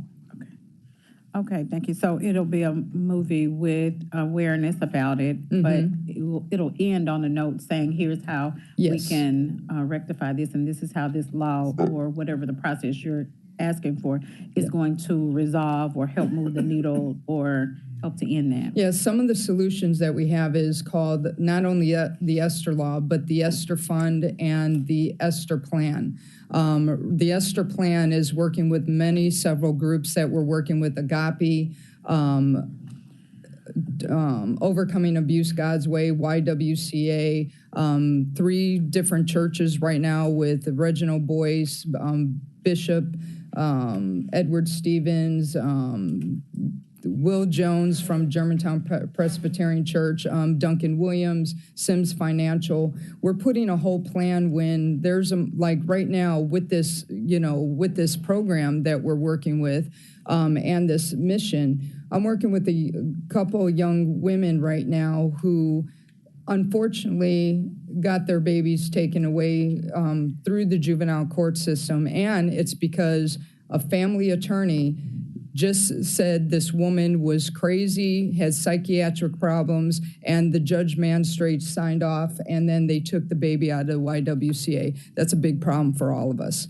So I'm going to bring light to that. I'm going to do testimonials because we got to expose the truth. We do. But the Ms. solution Pisano, is... I hate to cut you off, but we are way behind, and so we need to catch up. But we will show solutions, and we will make sure. I'm on a mission, and I'm going to make sure we're going to get this, bust up this family court system to do the right thing. Thank you. Thank you for your presentation. Thank you. Have a good day. And I need 150,000 if you got it.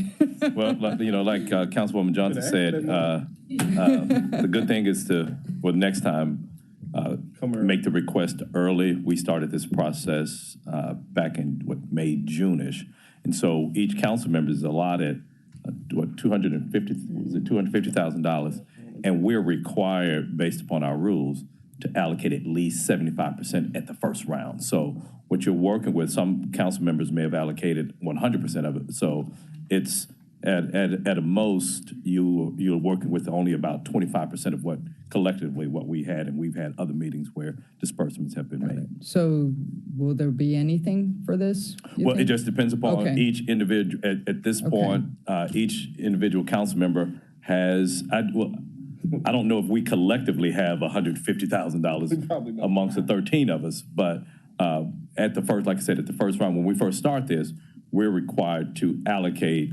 75% of our $250,000 at the onset. Got it. So it's just. So basically, if all of you could pitch in $5,000 to $10,000 each. Well, it'd have to be an ask, and it'd have to be. I'm just trying to make understand. That particular bill. Yeah. So I'll be emailing you. Great. Thank you. I hope you are in fundraising because you're not afraid to make that happen. Thank you. Thanks. Said she can use you back there. Colleagues, next we have a resolution to amend the fiscal year 23 grant allocations, all council districts, sponsored by Councilwoman Easter Thomas. I think we should have this in our packets if we Oh, okay. Yes, so this is for, this will be in the amount of 5,000. And just double check, this will be, has presented before the council, this organization. Okay. So colleagues, in her absence, can I get somebody to move this? Okay, moved by Dockery, seconded by Johnson. All those in favor, please signify by saying aye. Any opposed? And I must note that this is, there's a request for same night minutes on this item. Next, colleagues, we have a resolution to amend the council fiscal year 23 grant programs, all council districts, sponsored by Councilman Ford, and there's a request for same night minutes. Councilman Ford. Yes. Microphone, please. Thank you, Chair. Last week we discussed this, and this particular organization making the different ministries, I know they did not present, but I'm asking the council to consider this organization. This is a very good organization. This organization helps quite a few different people, okay? You know, from homeless people to young people, clothing, everything else. You know, I don't know how they make it. They got a lot of people that help them out, but I think the council should kind of help them out a little bit also. Very good organization. I'm asking them to give them $10,000. Okay. Councilwoman Johnson. Councilman, Microphone, please. it's on, sorry. Okay. Is there a reason why they can't present? Because I hate to change policies and procedures. Well, they can come and present if you want them. That's all they have to do. I don't have a problem. Chair, would you allow them to come in on Zoom so they wouldn't necessarily have to come in? Well, I think, colleagues, what we first have to do, the resolution that we adopted read that when we amended things is that the final deadline for nonprofit organizations to submit an application is September 1st, 2022, at which time the application for the Memphis City Council Community Grant Program will be closed for the remainder of the fiscal year 23. The final deadline for each council member to allocate their $250,000 is March 31st, 2023. So, colleagues, what we would have to do, we would have to amend this resolution and set a new date, and we have to do that for all organizations. So I think it'll be premature for us to have a motion on this item without amending what we had already approved. So, okay, so what? Can we bring it to amend it for November? Well, what Mr., let me recognize Mr. Smiley, he may. Go ahead. So, Councilman, for what I would suggest, we don't have all the members of the body present who vote on the original resolution. Is there a way that, would you consider allowing us to hear this in executive so we can take up whether this body deems it appropriate to amend the original resolution so we can allow it? Yeah, that'd be fine. That's what we'll do, colleagues. Just in case I'm not here, one of you all take my place. You gonna be? The reason why I got a doctor's appointment. Okay. So that I must go. We'll not, I won't be here. Right. We want you here. We want you here well. Let's go. You make sure to get to that doctor's appointment, okay? So what we'll do, colleagues, if there's no objection, we will move this to be the second item in executive, and we'll take it up then. Okay. Appreciate it. Colleagues, we have one other item that was added, and this is a resolution to amend the council fiscal year 23 grant allocations, and this is sponsored by council members Smiley, Jones, Ford, Dockery, Warren, and Logan. And so I will turn it over to you, Councilman Smiley. Well, we heard a presentation from city leadership talk about all the good things they do, and I'm gonna repeat it again. You can't decrease crime without increasing opportunity. I think what city leadership does just that, which is increase opportunity for those individuals who are at risk, and give them, a better outlook on life and opportunity to see the world in a different perspective. So with that, I so move. Is there a second? Okay. It has been moved and seconded that we grant this allocation based upon the allocations noted here in this resolution that everybody should have a copy of in the amount of $28,000. All those in favor, please signify by saying aye. Aye. And there's a request for saying that minutes on that. Let me make that notation as well.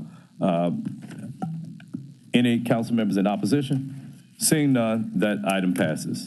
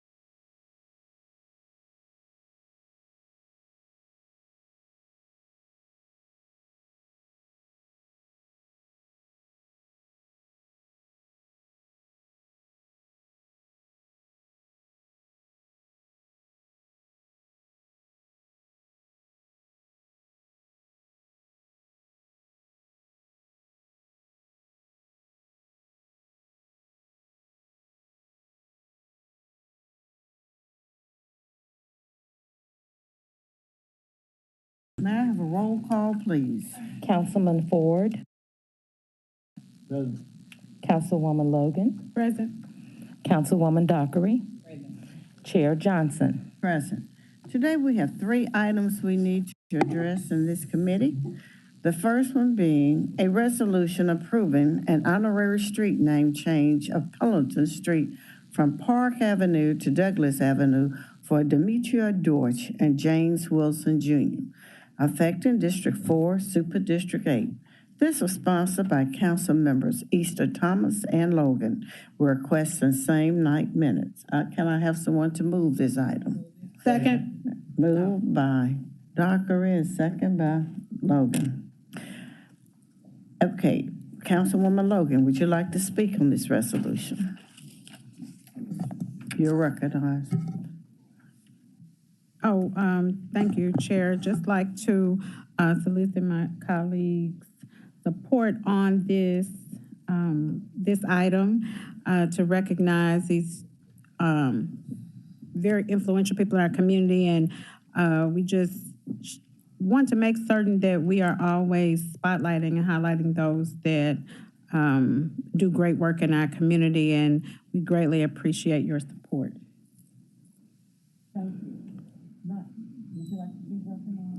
I would, thank you, Chair.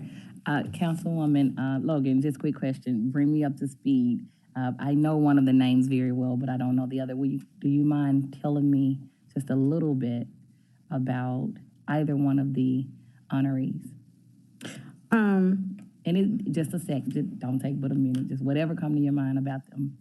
Well, just want to make certain that the one that is most prevalent, Deutsch, that we acknowledge the contribution that this person has given. I'm not quite sure on the specifics, but I know that the contribution that has given in this district is one that we want to make sure that we honor.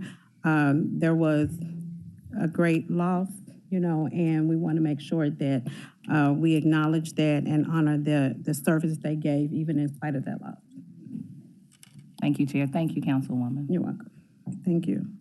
Thank you. I'm not seeing anyone desiring to speak. Can we have a vote on this item? All in favor? Respond by aye. Is there any opposition? Seeing none, this will receive a favorable recommendation.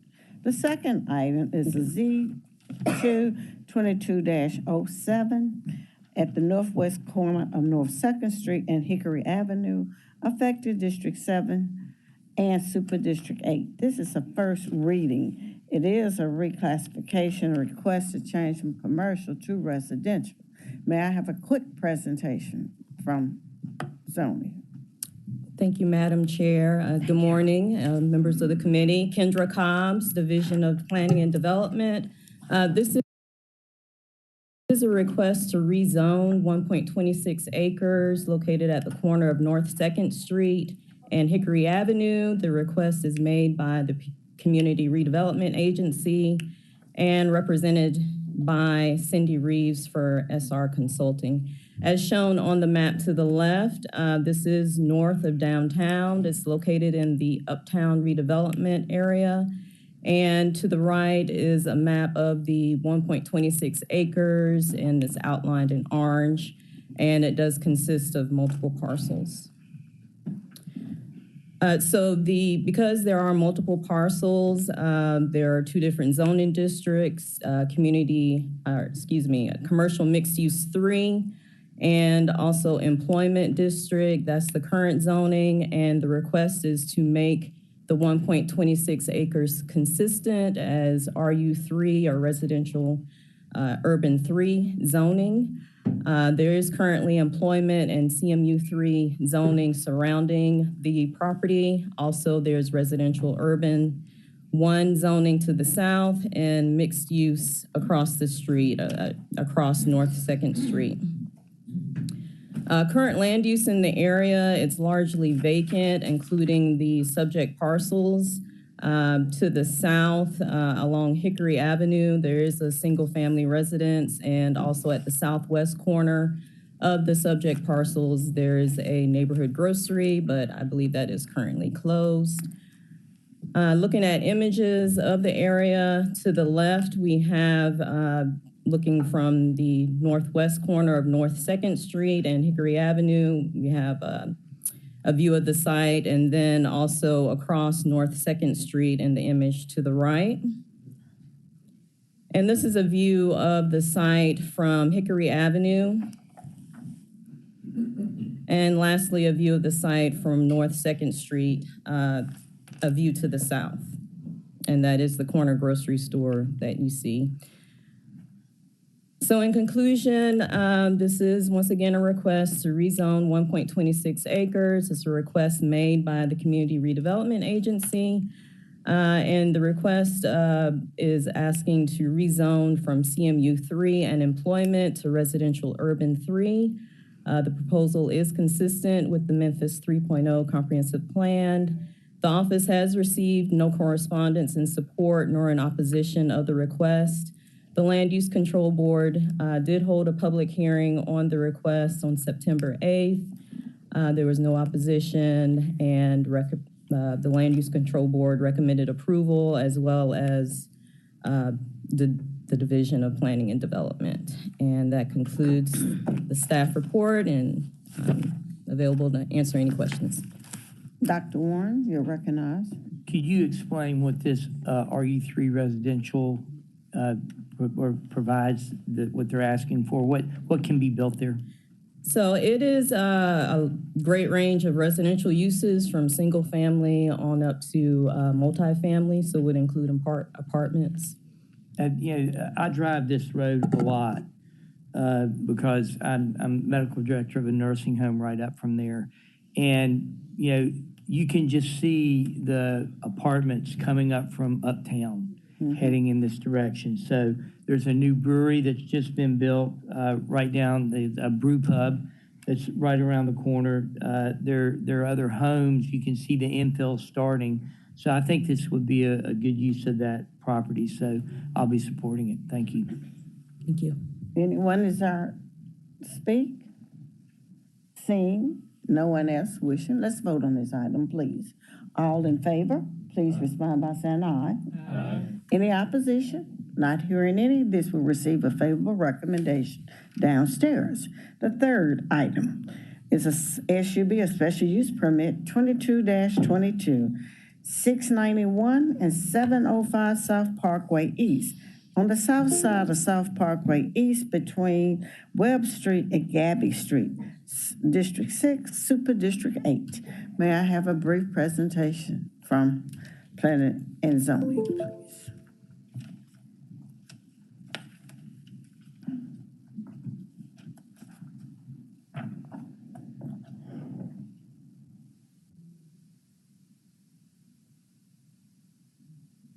Good afternoon, Seth Thomas with the Office of Planning and Development. This case before us is SUP 22022. Location 705 and 691 South Parkway East. The owner applicant is the Monumental Baptist Church and the Afterlife Mortuary Service. The request is using an existing structure for funeral and mortuary services within the CMU1 zoning district. The site is about 0.8 acres, and the existing zoning is CMU1. Here's the location within the city of Memphis. Here's an aerial of the site. So the surrounding zoning is sort of a mixture of commercial and residential. The commercial to the north and to the east, with residential to the south and to the west. And as you can see here, sort of from the land use map, as I stated, there's some institutional uses, the church, and then also residential and commercial. Here's some site photos of the building that's being proposed to be used as a funeral service. And here's their preliminary plan, how they plan to set up their parking and their landscaping around the site. And so in conclusion, the applicant is seeking a special use permit approval for an existing structure within the CMU1 zoning district. The subject property has been vacant since 2008, and staff feels that the reuse of the property is an appropriate way to sort of bring this lot back to life, and staff feels that this will not have an undue or adverse effect upon adjacent properties or the character of the neighborhood as it currently exists. We're recommending approval with conditions. Our three conditions are curb cuts and sidewalks along the site will be inspected for ADA compliance, all refuse containers being shielded from the public right-of-way, and no window signs, banner signs, roof signs, or temporary signs shall be permitted on this property. That concludes my presentation. I'm open for questions. Thank you. Again, what will the site be used for? A funeral services. A funeral. Make sure everybody understands. Did you want to speak? All good with Councilman it. Ford, okay? I'm all good with it. Yeah. Yes, Councilwoman Dockery? I am very well aware of who they are. I wanted them to get this thing off. If Madam Chair, if you would allow, I know we're pressed for time, but I wanted them to be able to tell what they're going to do, not because of the fact that they're saying it, but it is going to help to bring even more, like Councilman Ford said, they're going to bring so many more avenues to the community and to the city. And that's if you had time for them to just share maybe one or two things that they will be able to bring to the community in the midst of the project. Are you saying that the applicant is here? Yes, ma'am, they are. Okay, briefly, you got 1 minute because we really pushed for time. We're trying to get back on 1 minute. schedule. Yes, ma'am.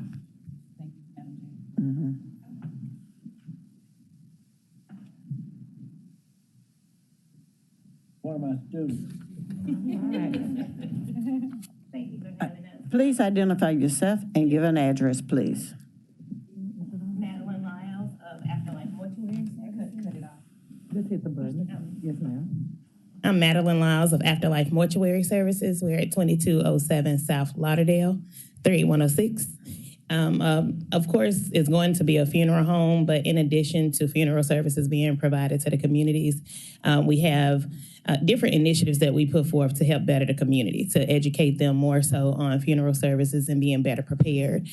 So we do have different sessions that we hold to educate individuals on insurance and just being prepared for death when it does occur in one's family. We also have our funeral services education camp that we provide to youth and young adults during the summer for them to get hands-on experience with other death care professionals and within funeral services if they desire to work within forensics funeral services or anything related to work that coincides with funeral services.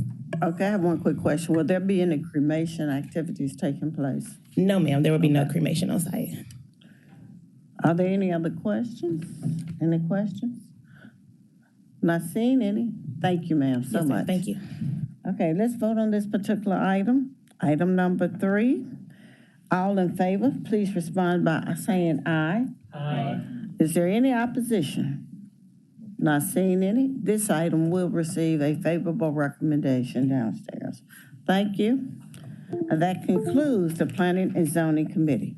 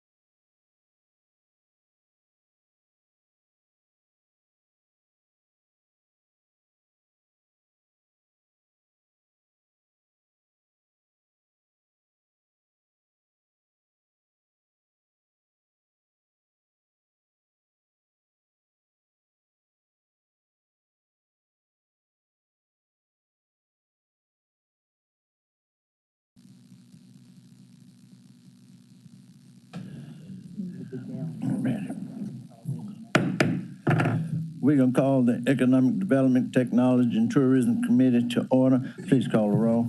Councilwoman Johnson. Councilman Jones. Here. Councilman Canali. Here. Councilwoman Dockery. Councilman Warren. Councilwoman Logan. Present. Councilwoman Easter Thomas. Councilman Morgan. Here. Councilman Carlisle. Present. Chair Ford. Present. Okay, we have 4 items. We're going to take number 1 first. Okay, that's a joint ordinance of the City of Memphis and Shelby County, Tennessee, and act pursuant to Community Redevelopment Act of 1998 and the uniformity of the Tax Increment Financing Act of 2012, providing for the establishment of the Klondike Redevelopment Trust Fund, District 7, Super District 8, sponsored by CRA. Who do we have here for that?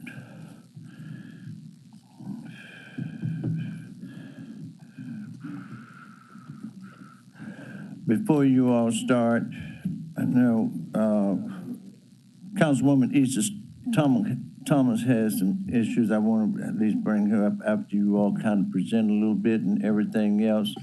Okay, and then we'll go from that point. Okay? And then I'd like for you all to get with her before all that. Thank you. I'll move it to the fourth. Okay, move it. Okay, do I have a second? Okay, motion and a second. Go right ahead. Introduce yourselves.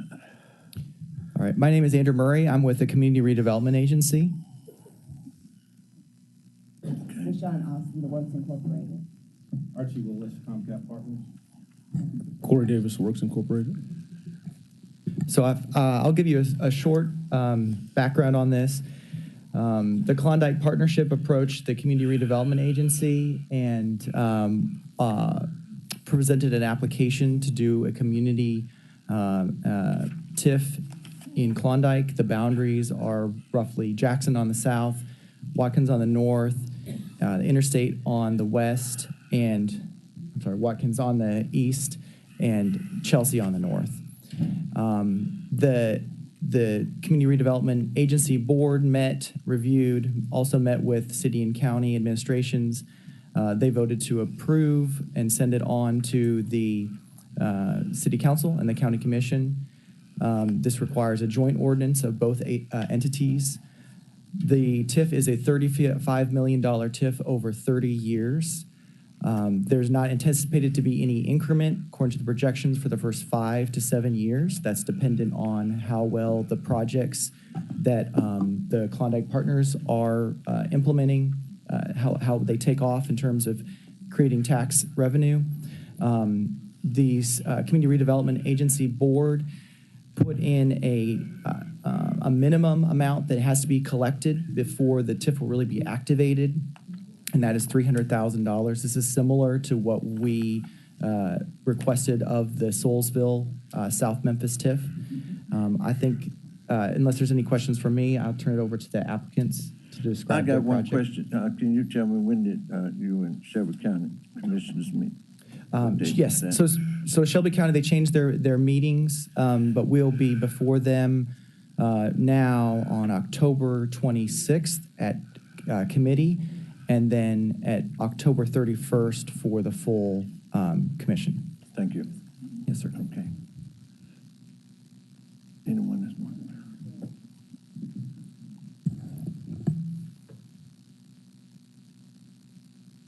You want to do the presentation? Okay.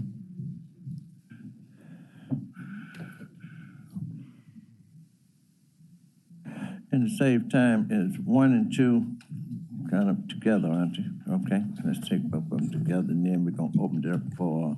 Yes, sir. And to clarify, the 2 items that are on the agenda, the request from the Community Redevelopment Agency is we've run notice for the public hearing to be on November 1st.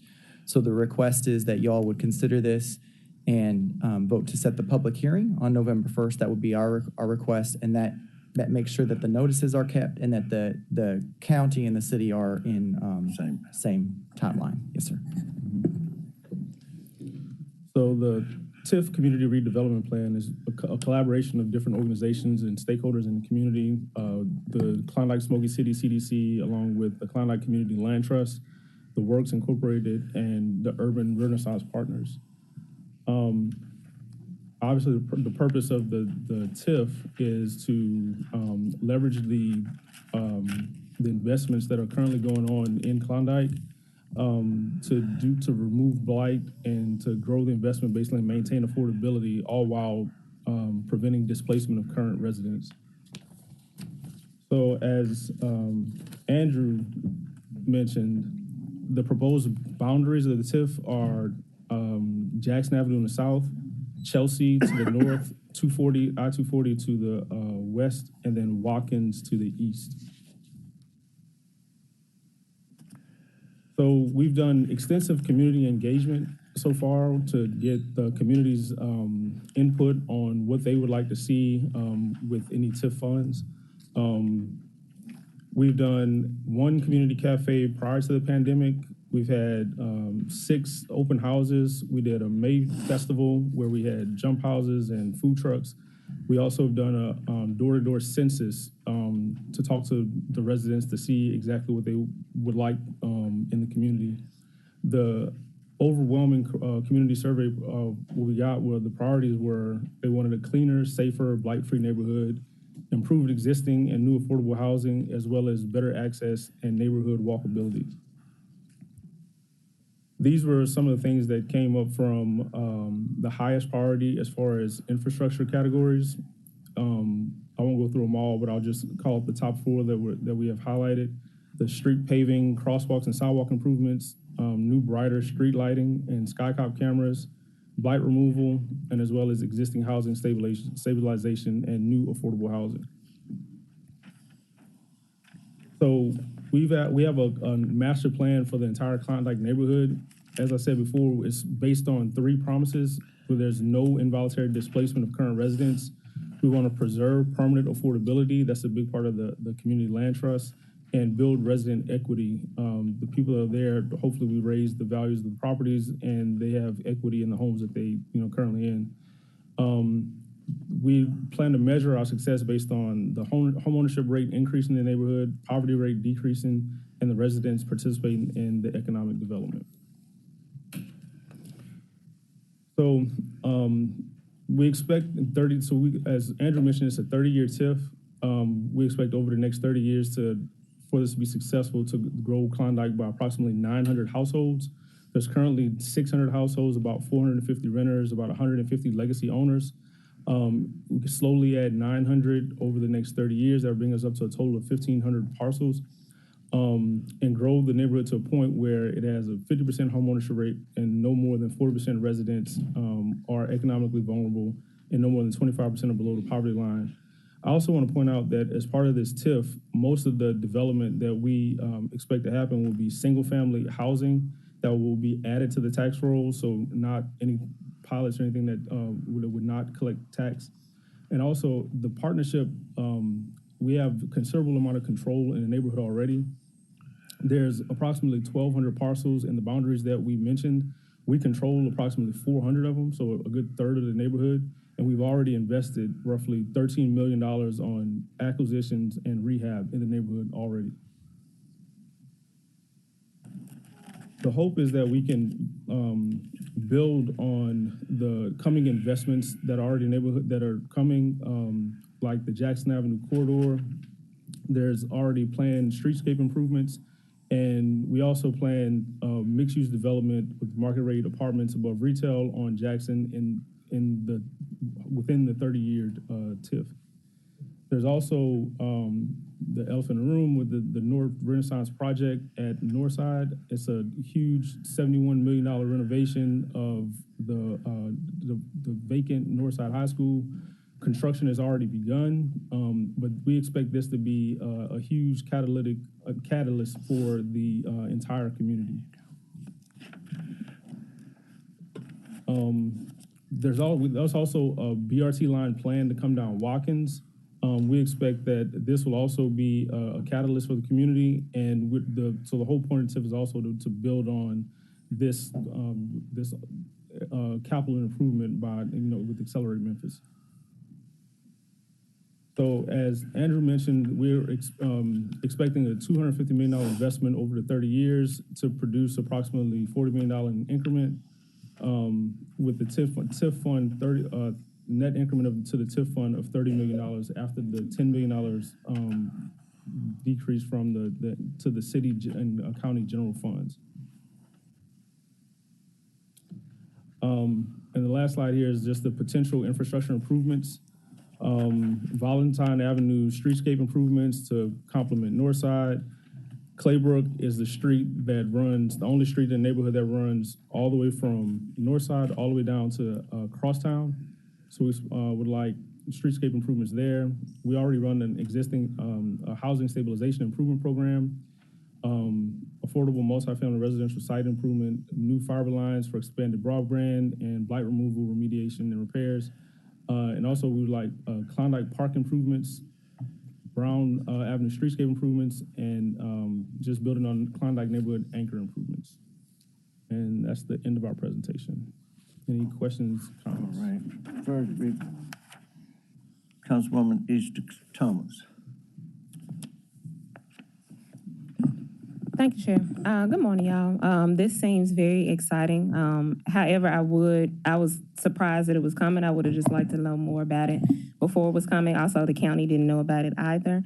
So I would just like to, I'm glad you all gave the presentation so we could get a briefing on it beforehand, but I would like to hold this for 2 weeks so it can come back so that we can have time to talk to the actual representatives of the area and neighbors as well. My grandmother says Platt in there. So just wanted to know more about it to be able to fully support it and be fully knowledgeable of the project.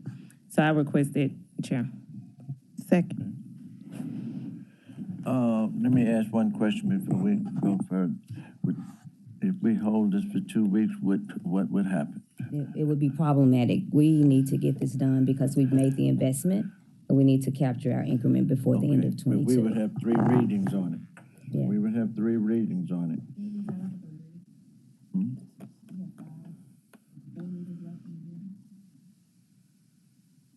You know about the public process. So the request is that the public hearing would be on November 1st. So that would be, I'm not sure, we would need 3, I'm not sure the schedule, but we would need 3 more full city council meetings in order to get approval by the end of the year. I'm not sure how many meetings y'all have left. We would have only 4 more meetings. So, and we've had, as Corey mentioned, a number, probably 10 open houses. We went door to door, knocked door to door in the neighborhood and met with the citizens and have presented, and our commissioner for the area has been to the most recent meeting, which lasted 3 hours. No, we typically invite neighbors and people show up as they like. Hold. Come on through the chair now. Okay. Hold on. Are you finished right now? I'm finishing. Okay. I don't want to hold anything up with this TIF because because it's Northside School. Everything's kind of entwined together. We've talked about it, okay? I want to make sure we have enough time. You're saying one thing, Councilwoman saying another. Okay, I want to let everybody else talk. If we have to go downstairs with this is what we will do until we really kind of find out, because that particular area needs help. It's needed help years and years ago. I had folks lived out there in the Klondike area. Okay, yeah. So Warren, you first, then Woman Dockery. Okay. I just want, if we could get this map back up on the screen right here. I just wanted to point out to Councilman Carlisle, who looks like he's still here, that if you look at this map right in the middle, there is a connector to the green line, okay? And the people here understand the importance of trying to get on that bikeway and what that means for community and getting people access by other ways than driving. So they're giving me a hard time about trying to support Green Lines, and I just wanted to thank you for having that connector. That's all. That's my comment. Thank you. So noted. Okay. Next, Councilwoman Dockery. Thank you, Chair. Then Logan and Johnson. My biggest question would be is, and of course, I believe that we should move forward when it's a process that is at hand. How hard would it be for any of the councilmen to come out and meet with whomever needs to be? It's not hard at all. Okay. It's just scheduling. Just let me know. Councilwoman Logan. I'm excited about any progress in communities, especially those that need investment. However, I know that it has been our practice and it has been just the mode of operation to make certain, because we are elected by the people and the people come to us and we deal with the problems, we deal with the challenges, we deal with what goes on. We know the people as council members, and we all have honored that in everyone's district. In every district up here, if the council member asks for a hold to better be informed about something, especially this significant in their community, and they do not know anything, have not been invited to anything, haven't been briefed on anything, I think that is problematic. And we have heretofore, that has been the way we've moved. And unless it's going to stop moving forward, I do think that we should give that respect, because if something goes awry in the community from this project, the council member is going to be inundated with concerns and how did you let this happen and those types of things. It's just, looking at it, and for the representatives not to have been included or not to know after working so hard to help improve these areas, I think that would be a consideration for us as colleagues and as elected officials in terms of if it was in your district. And there have been previous planning and zoning cases that we put on hold for 2 weeks just so the council member can be better informed moving forward. So if in fact it's not going to destroy the project, that may be a consideration, colleagues, because it could be you. Thank you. Councilwoman Johnson. Thank you, Chair, for the opportunity. I, too, would appreciate meeting with you and learning more about the project. Of course, I was aware of the school being in renovation, but in regards to trying to, I guess, create this Tiff that you're requesting, I think we do need additional information in regards to it. I also would like to know I hear from administration, will it have any type of impact on us in regards to future? So that type of information would need to be provided to me as well. We're giving out quite a few TIFs, so that's something I think we need to look at and go from there. I know about the taxes and you try, but still, we need to know the total picture, how 30 years can affect this city. It looks good on paper, but we got to start being realistic in regards to what the true values will be in that particular area over a period of time. And it does take time before that happens. But it seems to me you're on a good start because you already have serious financing already. But in some of these TIFs I didn't even see the financing taking place. So there's a difference in this particular case. But I will not support a necessary hold in this given situation, being that we have the other readings to come. But I definitely want to have the information, because if I change my mind, I'll change my vote at that time. Thank you, Chair. Chief. Operating Officer, 791 North Grant. I will say, Councilwoman, the administration stands in support of this. You will see that there is an increment that comes to the city general fund. That is for our debt service obligations, all of the infrastructure in and around there. So there will be revenues produced from this TIF that come to the city to help support all of our general fund indebtedness. The other thing I will say is that you heard reference to a lot of the things that we're doing with the Jackson Avenue corridors and the plan from housing community development, the Accelerate Memphis projects that are in and around here. This is exactly the kind of development that we hope would be spurred in the neighborhoods where we are making Accelerate Memphis investments. There are at least 2 anchors from Accelerate Memphis that are what we call nurture anchors, where we are putting public money to spur private investment. There is significant private investment, as you've heard, coming into this area, which we believe will bring back what was once a very vibrant, neighborhood that was alive with families.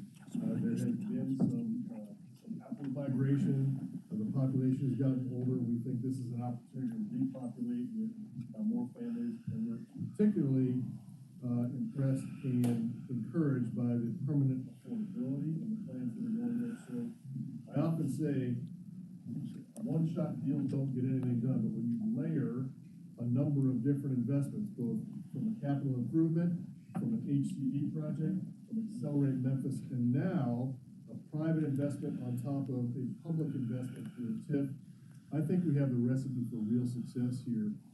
There will be no deleterious effect to our budget over time. In fact, there will be a benefit to our budget because, as I said, we will have more money coming into the debt service fund. All of the money that comes is new increment. You heard the applicant talk about the number of vacant properties that are there and the properties that are very low on the tax roll today because they're not really producing. All of that increment is going to be brand new, and it's the kind of development in the neighborhoods that we are encouraging. So hopefully I answered your question. You have. Thank you so much. Thank you, sir. Okay, any other councilman? I'm gonna come back to you, Councilwoman Thomas, Carlisle. Thank you, Mr. Chairman. I just want to make sure I hear Councilwoman Easter Thomas, and I hear other members. So I kind of have a feel, but what I want to make sure I understand is, let's walk me through the timing one more time. Do you need the council to move forward in order to send notices to keep the time? So we were just pulling up the calendar. So there needs to be a setting of the public hearing, which we had advertised for November 1st. We always have to do that. We have to advertise, right? Trying to predict what y'all will do. Good luck. But that's not a problem to push that off to the public hearing being the 15th, assuming that you all still have December 6th and December 20th as meetings. That would give you 3 readings, and that the December 20th meeting isn't canceled. So those are that would be the remaining of the runway from a process standpoint. Okay. All right, thank you, Chairman. You're good. I don't think we're going to be canceling if we had to meet somewhere. Yeah, I had to meet with John. Okay, Councilman Jones. Thank you. I have another question, but that'll wait. But this is in response to that response, or just some clarification from that response. Is it codified that you can't schedule the public meeting until we act?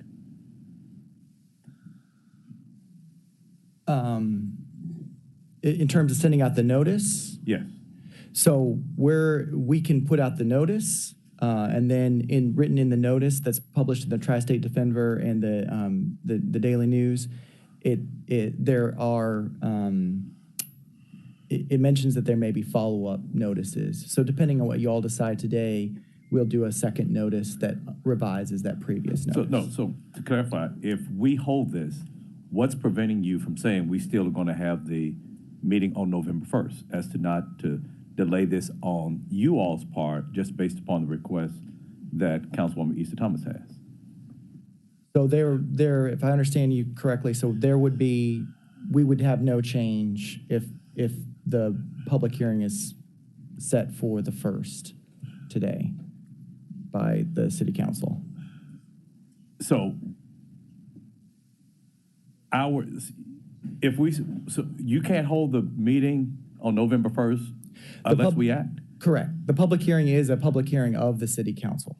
Oh, okay. The meeting that we have down. So we've already, Gotcha. the Community Redevelopment Agency and the community has already met and reviewed. We have multiple board meetings that are public that have been held, as well as a finance review committee, as well as a TIF review committee with the administrations. Those have all been held. Okay. So from our end, from the CRA's perspective, we've checked all of our boxes. The last box would be for a public hearing to be held. And this is just, the CRA Act is kind of a funky act, to be honest. And so this is just a requirement that is codified in state law for that particular act. Right. And then you talked about earlier the number of lots that are already under CRA ownership. What was? What was that amount? So the CRA doesn't own any lots. This Okay. is this is really a developer community driven TIF where the ownership and this was presented to the CRA board. About a third of the lots and the structures in the area are owned by some collection of the Klondike Partnership, whether it be the Works or be another entity, Klondike Smoky City CDC. They're all owned by the same entity. It's the partnership. It's not one individual agency. Okay, so that's what. So it's 400. Okay, 400. Okay, and then I guess I'm looking at, because there's still a lot of things. I still tell everybody. I just mentioned this the other day. When it comes to planning and zoning, I'm still on a learning curve, and hell, I'll be off of here in a year, and I'll leave without knowing a lot of this stuff. So when and I know things are a little bit different from the Soulsville TIF, and I'm just looking at it from the standpoint of the number of lots that we started off with a huge number and it shrunk. So I'm looking at under what circumstances and how does, under one that's presented before us, it's a significant number, but then under another, it's a greatly reduced number. How do those mechanics take place? Right. If I could interject, Councilman. So this TIF, and I've been around, as some of y'all know, a long time. Indeed. I've been doing this work for over 4 decades and was actually involved in the very first TIF and probably have a better knowledge of TIFs than the average person. So this TIF, in my opinion, has the potential to become the most impactful TIF that the city will actually be involved with in terms of the intentional impact and positive impact on the people that live in the neighborhood. Going back to your question, so one of the advantages of this TIF, it's actually a smaller area. And of course, if you know the history of North Memphis, those are actually the boundaries. And some people may argue here or there about a street or two, but those are generally the boundaries of the original historic Klondike neighborhood. And it was a small neighborhood. You have New Chicago to the north, Smoky City to the west, Becca to the east, and then you got the whole crosstown area going south. So the number of parcels are actually the number of parcels is around 1,300 in the Klondike community. Over the last 3 to 4 years, through a lot of philanthropic support and through the county's land bank, the collective group is really under one entity, Urban Renaissance Partners, which is a nonprofit intermediary created specifically to help facilitate redevelopment in the urban core, has acquired around 400 parcels. So we control, collectively, about a third of the property in the neighborhood. So with those properties under control, we're able to pretty much map out a plan, which we use to develop the projections for the TIF, knowing that we have control over property. The other thing that this TIF is based on is over the past 3 years or 4 years, we've already acquired, I think it's 50, 60 parcels, Corey? We renovated about... about 58. Yeah, we've renovated about 58 parcels and actually have already demonstrated and seen through the assessment process that we can create an increment. So we have a history and a track record to base that on. So again, the whole idea is we have 400 parcels we control. We are looking for the market will come into play and other people buy properties, and obviously we can't control the market. It could be a powerful ally or opponent, frankly, if it gets out of control. But as Corey pointed out, we are intentional about no displacement and intentional about maintaining permanent affordability. So having control of those lots gives us the basis for our projections as well as the basis for having a good plan to ensure that this TIF will produce the results that are intended to be produced through the tax increment financing process. Okay. And thank you for that. Thank you for that clarification. It gives me a whole lot better understanding of things. Now, so during this process and over these 30 years, let's just say as we look to increase the new homeowners by 600, it's when they become private owners that we really see the increment, because as a nonprofit, we currently aren't collecting anything off of it because of the nonprofit status. It's not true. We're not, okay, so true. help me understand. We pay property taxes if that's what you're asking. Yes. We pay them the same rate as any taxpayer. Okay, great. Tennessee does not allow us that benefit. Gotcha. If we're not a religious institution, fraternal organization, educational institution, or whatever they exempt, but we're not exempted.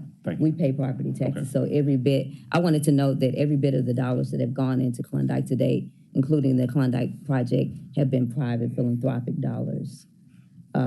We do have a commitment from the Division of Housing and Community Development for our affordable housing units in Northside, but all of the investment today is private, philanthropic.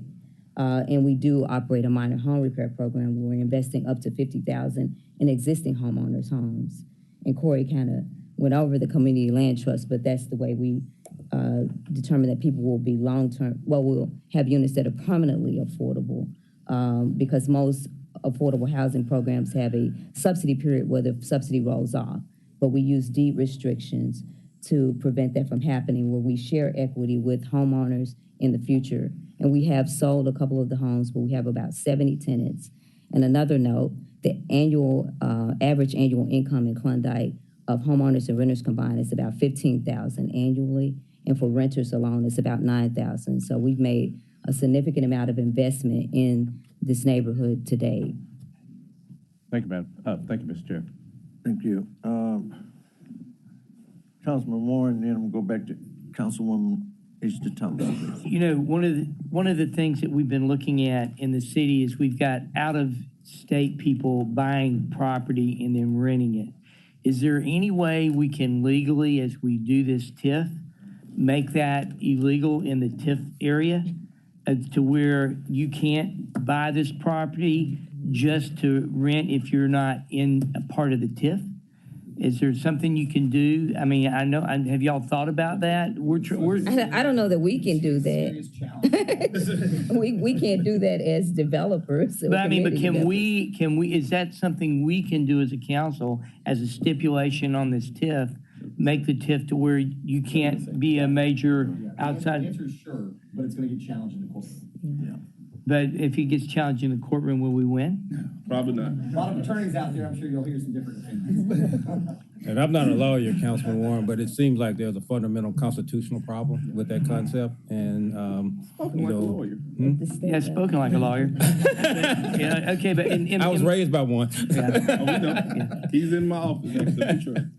But I don't know, in my mind, I'm just trying to come out of trying to see if there's some way we can do that, because that's a major problem. Thank you, Councilman Mr. Chair. Warren, we got our attorney out there. Can you kind of elaborate on that? Let me talk to Dr. Warren and make sure I understand what his request is and see what might be available. Okay. May I speak to that point? So I think what you're getting at, though, is an issue that we deal with in Smoky City and New Chicago and then places that the CRA is already working in. What we found to quote Mr. Willis, the market can be a tool for you or against you. And so what we're seeing with the out-of-town speculation is it's a tool against us. But I think the purpose of a TIF like this that's coming from the community with philanthropic dollars is to try and take control of the micro market in order to address this issue. And so what we've done in the Uptown TIF, and I think what they intend to do also, and have to a large extent already done, is to try and get enough site control to where they can sort of dictate the terms to the market in terms of what's going to be affordable, how things are going to look long term, and make sure that the investments that Accelerate Memphis and some of these other investments that the city is putting in will benefit our Memphians rather than out of town folks. So maybe legally you can't do it, I don't know, but this is our attempt to try and harness the power of the market to benefit the neighborhood rather than the neighborhood being impacted negatively by the market. Okay. We're running behind time. I got a few others. I'm coming to you, Ms. Thomas. Okay, but Ms. Johnson, Carlisle. I was just going to respond to Councilman Warren's here. We can wait. I was just going to say. I just say. Wait.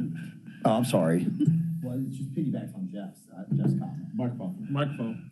I was just going to piggyback very quickly on Councilman Warren's comment, which is One of the things we're going to discuss later today is amending state law, which drives the Tenant Landlord Act, which is where we have to go in order to do what we wanted to do, even if you wanted to attach a stipulation that anybody operating within this TIF would have to register. We still would have a constitutional challenge at state law. So that's a big piece of what we need to talk about later this afternoon. The only other thing you could tie it to are financial incentives, but ultimately that's, it's carrot and stick. Sorry, Chairman. Thank you, Councilwoman Johnson. Councilwoman Johnson. Yes, has the county already approved this TIF for you? And what y'all gonna do about getting the county approved? How's that gonna affect your time schedule? So the current plan is for the county commission to consider at committee on the 26th of October, and then they would have their public hearing on October 31st. Obviously, that's dependent on how many, what their decisions are and their timeline. But the goal of the applicant is to try to get the TIF approved before the end of the year. So the 50 properties that they've renovated they'll be able to, that increment will be able to come into the TIF and be captured. Financially, okay. But, okay, so the only thing I can ask is in the future, and I'm sure if you're working with the county, please contact them ahead of time. There's a lot of questions that we have in these situations, and it's, you're like putting us in a real bad situation to try to have to make a decision at this point. So if you hadn't contacted the county, please do so before the 26th. We just followed the procedures of the CRA because we had to pass their process first. I got you, but like I said, I'm gonna get with you before 2 weeks and have my question. Thank you, Chair. That's my Okay, Jones, Thomas, I'll wrap it up with this. And this is sort of out of deference to Councilwoman Easter Thomas. CRA, you've had this for some time, but the email to even add this to our agenda, I received at 4:06 on Friday, which is after our agenda is actually published.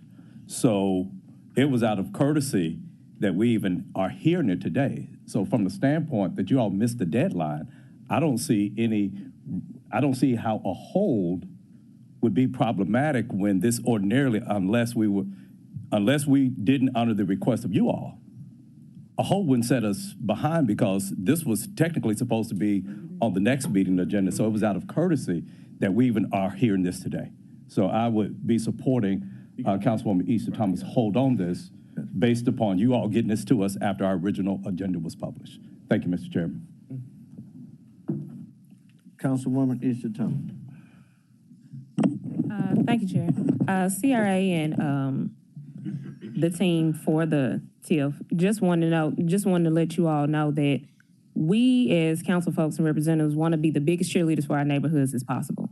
But it's hard to do that when we're not even afforded the courtesy of information to learn about it so that we can be a supportive cheerleader. And that's all that I want to be. Everybody wants new voters. Everybody wants better sidewalks. Everybody wants better homes in their area. But if the information is not afforded to us to help support, it's hard to do. And then it makes it seem as though we're stunning progress up here when we have a plethora of questions. And as Councilman Jones said, it was kind of a fluke that this got on the agenda anyway because it was 4 p.m. on a Friday. So even having the opportunity to be afforded to be a supportive person helping to push this along, city and county side, because I had people ask county reps too, Commissioner Brooks and Commissioner Lowry, neither one of them said they ever heard of it. And I also had constituents telling me that you all said that y'all contacted me and I didn't know anything about it.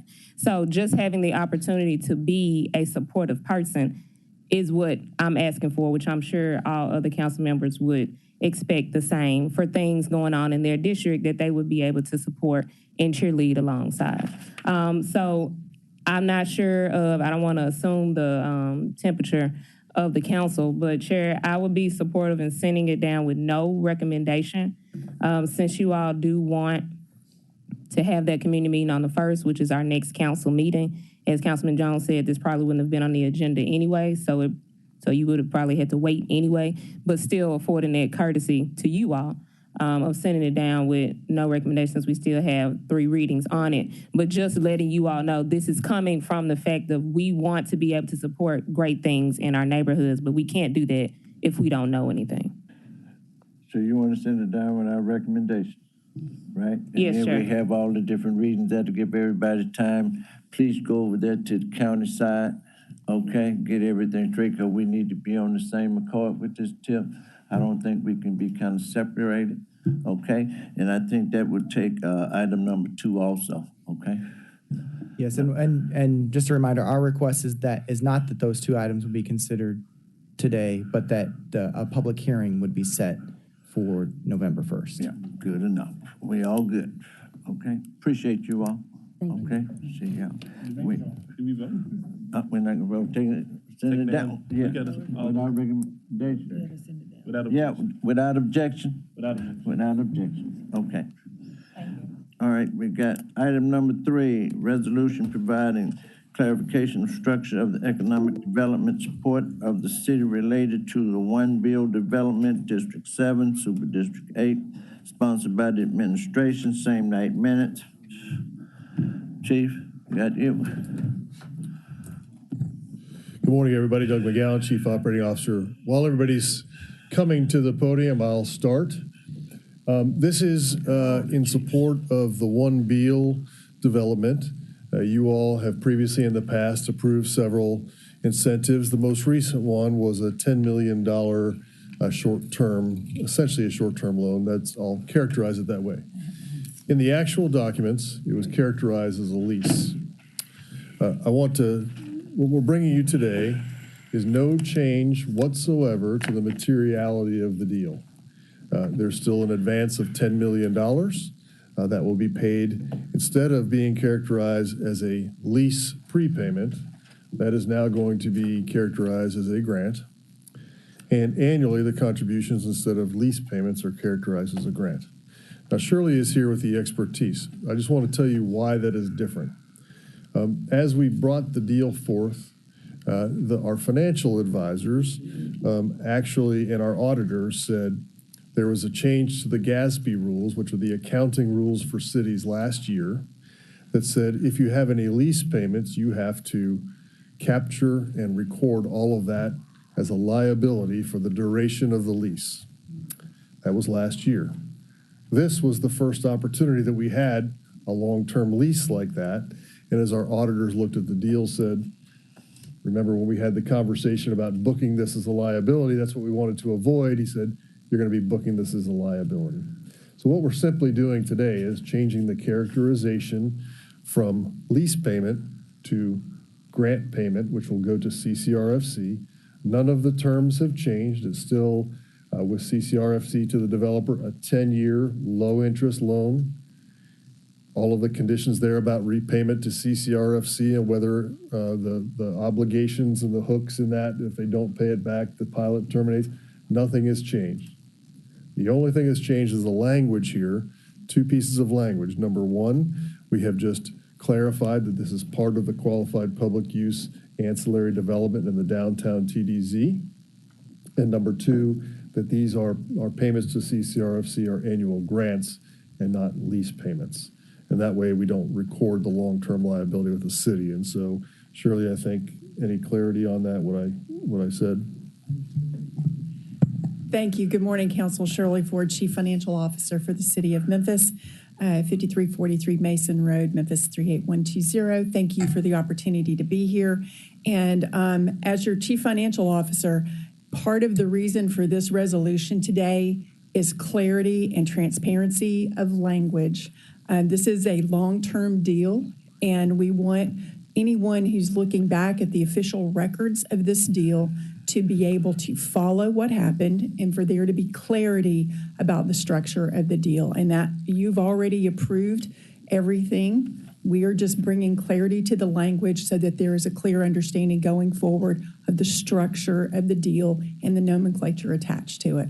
The Governmental Accounting Standards Board, this is GASB 87, which rules this. And while we have other short-term leases, this is the first. This would have been a big long-term lease. And as the auditor and I sat down and went through the preliminary offering and some of the language related to that, it was recommended that we change this language to clarify that this is a lease, not a lease, but a grant, so that it eliminates that responsibility and that obligation.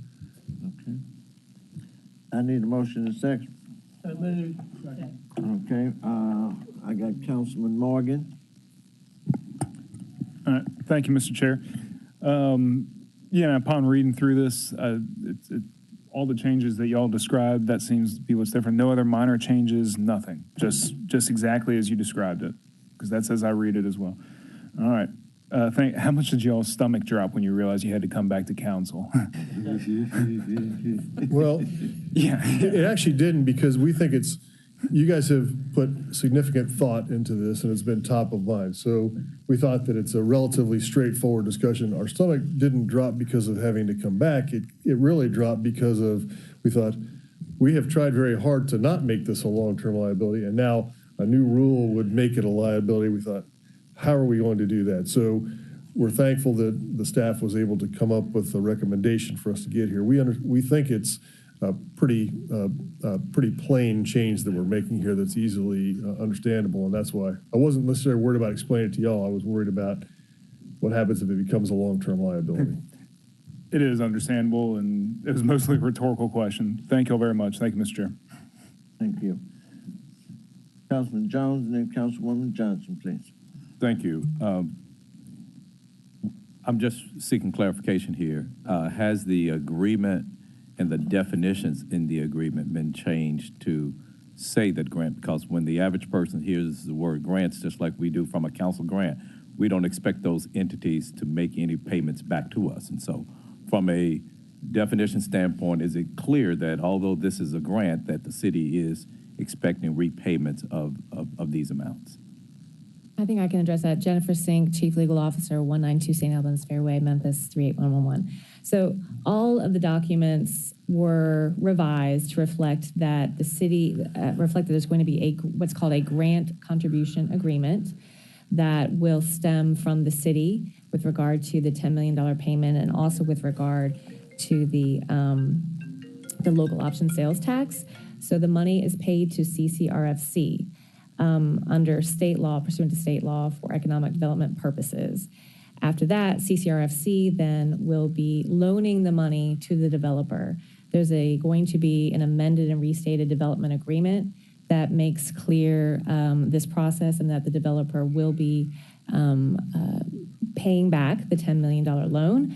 And if there's not a repayment of the $10 million loan, there will be various remedies and termination type of provisions provided within the development agreement. And those terms were already established and will not be changed as a result of this slight modification? Right. So those were already contemplated and reduced to writing and agreed upon. It was really changing the mechanism of how the funding will get from the city to CCRFC. And that will be now through a grant contribution agreement. Okay. Thank you. Thank you, Mr. Chairman. Okay. Councilman Canale. Okay. Thank you, Mr. Chairman. This is a question more for the developer. Can we get Mr. Carlisle?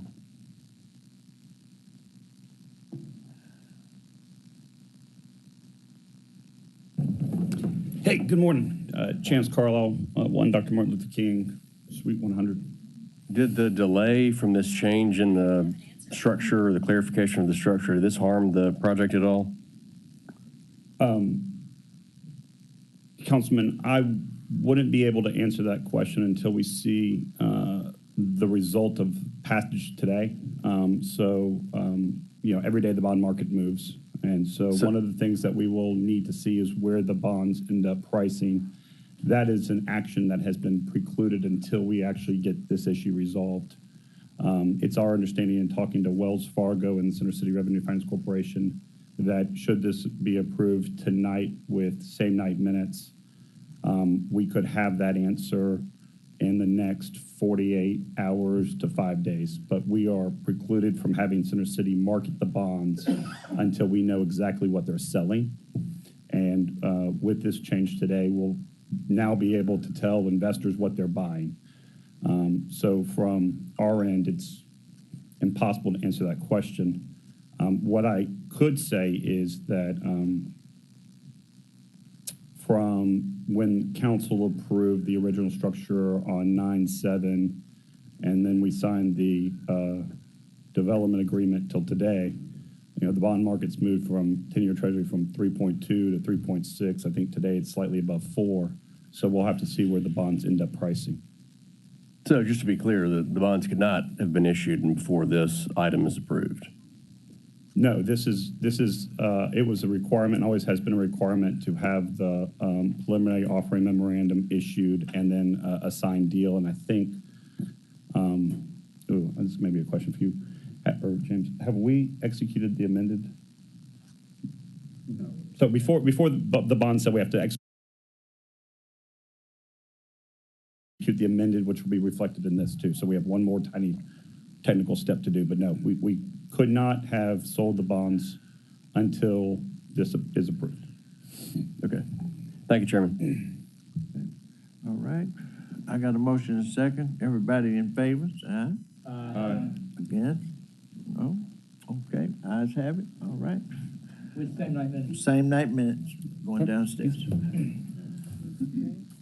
Yeah. Thank you. Now we got item number 4, resolution to transfer $1.5 million to the Pinch District, St. Jude, project classification sewer to Pinch District, St. Jude, project electrical, District 7, Super District 8, sponsored by the administration, same night minutes. Can I get a motion second? Second.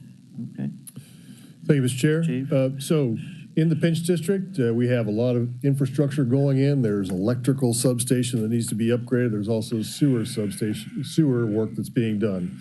The sewer work is underway and has been funded out of the sewer fund. We had $1.5 million allocated in the in the Pinch TDZ for sewer work that is not needed. The urgency with this is that there are several things at play. Number one, there is a grant agreement with the state called a fast track where the state will reimburse us for all of these investments. The deadline for the first year of that fast track is approaching by the end of this year. There's been a lot of engineering work that's gone into it. It's taken a long time. So the substation design was just completed by MLGW. They gave us the price for the equipment and the delivery of the substation. It's just a little over $5 million. The vendor has said, congratulations, we have a window for you to order that substation. It's October 20th. If you don't order October 20th, we won't have availability for you to order another one for a full year. So the design's just finished. The project's a little over $5 million. We only had $3.5 million for the electrical piece, and we have to pay for it ahead of time or else they won't do it. So we don't have enough money in the $3.5 million electric fund, so we're trying to transfer the sewer money that we're not currently using into the electrical fund. Our sewer folks have sufficient resources to complete the sewer work in the Pinch. I realize I'm asking you to make an investment today for work that won't be done until 2024, but if we don't do it today, it won't be done until 2025, and all the wonderful expansions that you've heard about St. Jude in that area and some other areas of downtown Memphis will not be able to be done. So I apologize for the speed and for the same night minutes, but we have an opportunity and we have to seize it to get that substation ordered and delivered to us so we can get all that work done. And that's what we're requesting today. You've already appropriated all the money. We're just moving it from one to the next, and we would appreciate your support in doing that. Okay. I got a motion and a second. You got questions? Yeah, Councilman Jones? But so you said we're using the money out of the sewer fund. I'm sorry, go ahead. And we can use the sewer fund for electrical?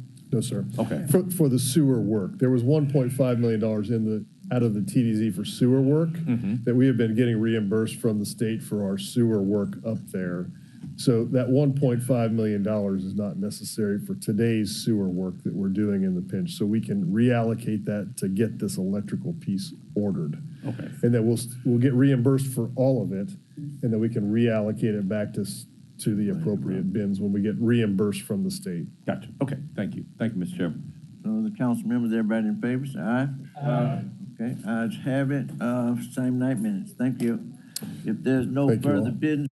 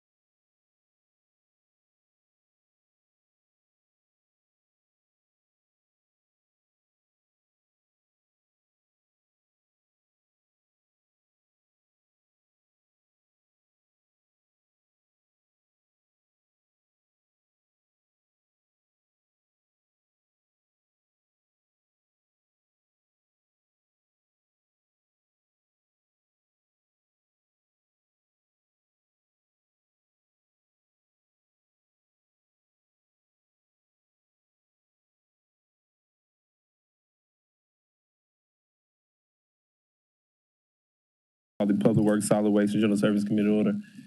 Ms. Keaton, you know what to do. Councilwoman Easter Thomas. Councilwoman Johnson. Councilman Jones. Here. Councilman Canali. Councilwoman Dockery. Councilman Warren. Present. Chair Smiley. Absolutely. All right, we have 2 items on the agenda. Item number 1, resolution requesting approval to transfer a .114 acre lot, parcel ID number 04105900019 to Shelby County Board of Education, District 7, Super District, sponsored by the administration. Can I get a motion second? Yes, what I love is here. Moved and seconded by Dr. Warren, and then I think Canali was the third. Ms. Osborne. Yes, Carlton Osborne, City of Memphis Real Estate Manager, 8935 Riley Cove, Cordova 38016. This particular resolution is requesting the transfer of a small parcel that's surrounded by other Shelby County school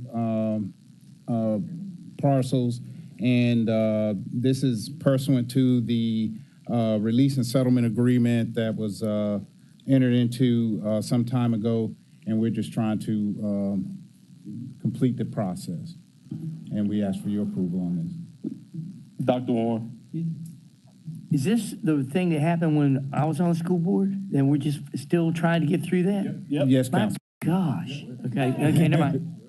And we have several more going, and I'm just going to assume that the Shelby County School Board just are doing things terribly wrong, and they need to facilitate this process much faster. Councilwoman Easter Thomas. Mr. Osborne, where is it? this particular one is in the Shannon Elementary School parcel, and there's actually several parcels surrounding it that are owned by Shelby County Schools, and once this one gets completed, then they'll consolidate them all. But one of the terms of consolidating parcels is that they all have to be conveyed in the same name. So once we convey the under Shannon to then be well, there'll be Shelby County Schools for Shannon Elementary School. Councilman Canali. Is this for, what are they going to do with the property? The property is actually on top of the school right now, so it's weird the way it's set up. But. Thank you, Chairman. Councilman Jones. My question is, I know that there are some. Well, I missed the committee meeting last week. Mm-hmm. Last week. How many more do we have out there? To meet the conditions of the release and settlement agreement, we have approximately about. It's complicated in that for Hamilton, the one that was that we're seeking to approve now, there are several, about 20 parcels going around Hamilton that are jointly owned by the City of Memphis and Shelby County government. So we're trying to now get Shelby County to transfer their interest to Memphis so that we can convey those. So other than those, we probably have about 5 other properties that we're looking at to convey. And the next one, Haley Stadium, is one of those that we're looking to complete the release and settlement agreement. Okay, and so, colleagues, FYI, I think that the settlement agreement, did that not take place in 2015? Because I want to say that I wasn't on the council when that was done. I wasn't on the school board, but I wasn't on the council. It was actually... Well, it may have been, prior to, let me just say, prior to January 1st, 2016. 2015. Okay, 2015, okay. And so, I didn't know the complicating part about Shelby County Schools, but now, my question is, though, I'm looking at the park component, particularly at Hamilton. You know, it's a pretty big park there, and I don't know how much of the school use it. I still see it as a resource of the city. And so this may be a question to them. Do they have the the resources in order to maintain the park, because I can just foresee if there's something that's going on with that particular park, something needs fixing. There's still people over there still probably going to call the city because it's a park versus Shelby County Schools. So in all of these subdivisions of these parcels, what has been why we're having to get them subdivided is that so that parks can maintain control of the park property. Gotcha. And then the portion that Shelby County Schools needs to operate their facilities that can be transferred over to them. Okay, great. Thank you. So if I can speak, council members, what the reason that these transfers have taken so long is that we've been adamant about not transferring totally to Shelby County Schools. We've retained, meaning the city has retained the part of the property that belongs operationally to us. If there is a property that, i.e. a park, that operationally belongs to us, then we're going to retain that part of it. If there is a there's parking that needs to belong to us, we're going to have an easement to that parking so that those who visit the park can have access to parking, and they will have, during park operational hours, they can then visit the park and then, of course, have access to the park. So they'll have enjoyment to the park. And then, of course, we'll talk about Halley Stadium as they move forward. Now, also, out of fairness to MSCS, there's capital expenditures that they plan on using to improve those areas. And then, of course, with respect to Hamilton, there's a community center that's attached to the school itself, in which they plan on improving. And so, to that end, if there's going to be an improvement made to the building itself, if they're going to make the improvement where the mechanical systems are jointly held, then if there's going to be a transfer, why not make that transfer so that they can make the improvement so the mechanical system can be made whole? A couple years back, we actually transferred money so that that mechanical system can be made whole. Yep, I remember that. And we did so that the school itself, the mechanical system was improved so that we can transfer the entire the entire building to the school. So we have been moving through this entire process for some years, but we have been intentional in this process. So this is just us moving through that. Okay. All right, we have Councilwoman Logan. Thank you, Chair. I just had a quick question, not necessarily about this specific property, but you mentioned that there's a property in my district, a school, and there's a field behind it that's next to a park. And the constituents think that that's a part of the park, but I recently learned that it's just a field that's behind the school and that it's school property. But the school doesn't feel like it's not their property. So the constituents are complaining that it's not being cut or kept. Is this similar to what you're talking about in terms of trying to transfer properties that we own to the schools? Well, in those cases? In some instances, we have had those discussions with the school, and where we've had the conversation, and our counterparts across the street in the county, they've had that same conversation as well, where we've had those conversations and had to remind them that, no, this is actually your property and this is yours to maintain. In circumstances like that, where we've had to have joint conversations, and we'll use the example of over at East, where parks, we've noticed and many times where they're cutting, they may cut the property. They'll cut the grass as opposed to just leaving the grass or leaving the property in disrepair. So, but we do try to work out jointly where we maintain their location. Okay. All right. Appears that all hearts and minds are clear. All those in favor? Aye. Any opposed? All right. Being the chair, the ayes have it. Item number 2, resolution requesting approval to transfer a 14.61 acre parcel known as Hallie Stadium, parcel ID number 07409000102 to Shelby County Board of Education, District 4, Super District, sponsored by the administration. And there's a request for same 9 minutes. Can I get a motion in a second? Moved by Jones, seconded by Dockery. Yes, again, Carlton Osborne, City of Memphis Real Estate.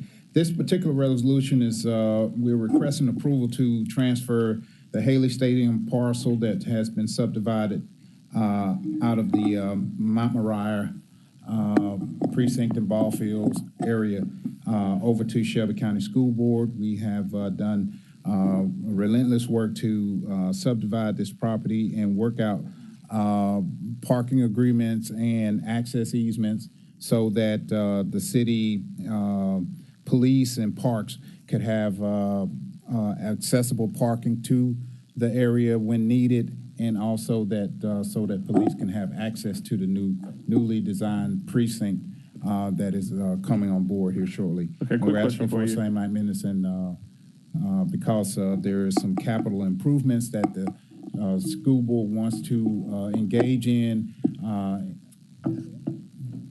as soon as possible. So as soon as we get this resolution passed and the property transferred, then they can begin their capital improvements to Hallie Stadium. And also, there is a project getting ready to come on board with the Mount Moriah Police Precinct. Gotcha. Councilman Canale, and then I'm asking a quick question. I think we're probably headed the same direction. Go ahead. Thank you, Chairman. Can you elaborate on the improvements if you know what they're going to be?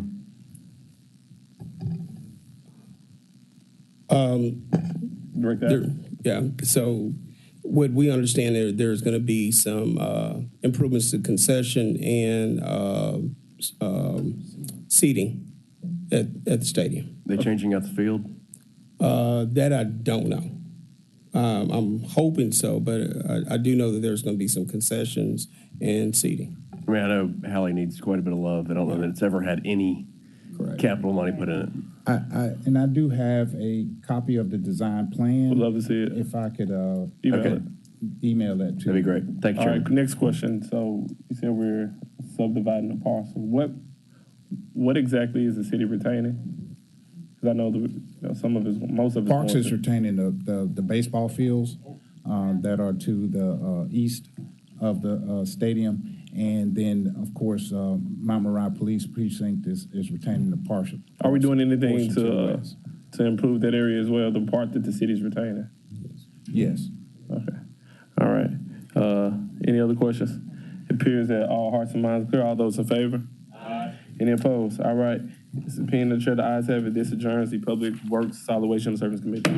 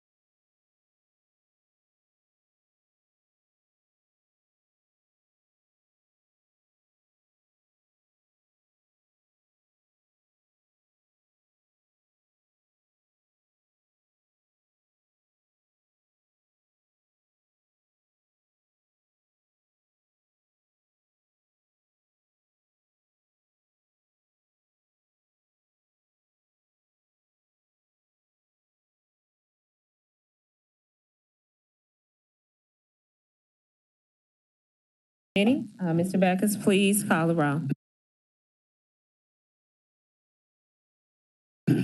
Thank you, Madam Chairman. Councilman Morgan? Here. Councilwoman Johnson? Councilman Jones? Here. Councilwoman Dockery? Here. Councilman Warren? Present. Councilwoman Logan? Present. Councilman Carlisle? Present. And Chair Easter Thomas. Present. All right, you all. We have 4 items on the agenda today. The first is an appointment to the Memphis and Shelby County Board of Equalization. Francis S. Howard, sponsored by the administration. Can I get a motion in a second? Motion by Jones, second by Dockery. Is Miss Howard?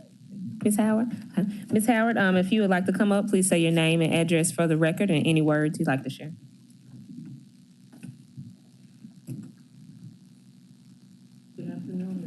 Oh, you can sit. Sit there. Well, you know, I'm a former teacher, so I don't need a microphone, but thank you very much. Mr. Mayor, Chairman of the City Council and City Council members, thank you so very much for this opportunity and a pleasure to serve for the distinguished city of Memphis, Tennessee. I live at 1597 Antona Place, Memphis, Tennessee, 38106. I'm a graduate of Melrose High School and Lemoyne-Owen College, as well as Clark Atlanta University. If you have any questions for me, I'll be happy to answer them. Any colleagues like to be recognized? All right. Ms. Howard, Councilwoman Johnson. Thank you. I want to say I'm so pleased that you have willing to accept the challenge to serve on that board. Being a prior assessor, I know the importance of having excellent board members, individuals serving on that appeal body, because there's a lot of people going to have some serious issues, and sometimes, tell the truth, there's just some errors on the part of the assessor, and everybody needs to know it's a fair process and that they're going to be before a board that's going to treat them fairly. So again, thank you, and the best of luck to you and the board. Thank you very much. Mm-hmm. My parents, my community, my church, all raised me to be a giver, to work and enhance the well-being of every individual that I come in contact with. Thank you. Thank you. Thank you, Councilwoman Johnson. Let us go to a vote. All those in favor, say aye. Aye. Any nays? All right, thank you, Ms. Howard. That'll be on our agenda next council meeting. Second agenda item, appointment to the Memphis Area Transit Authority Board, Angus Blair, sponsored by the administration. Can I get a motion in a second? Motion. Second. Motion by Dockery, second by Carlisle.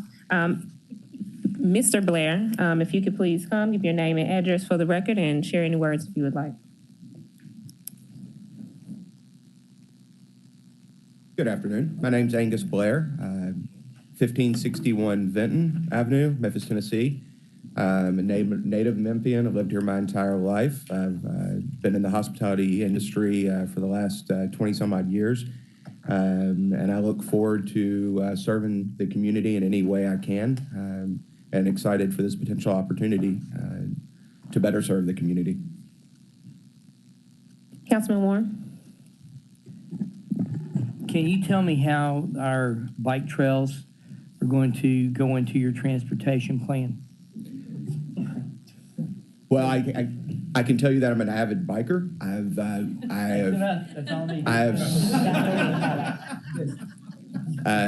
have seriously enjoyed the changes the city has made over the last several years, and I'm definitely have taken advantage of it. That along with my family, so it's something I'm pretty passionate about. Me too. I spend way too much money at Victory Bicycles. Shameless plug. All right, any other colleagues like to be recognized? All right, this will go to a vote. All those in favor, say aye. Aye. Any opposed? All right, thank you, Mr. Blair. Thank you.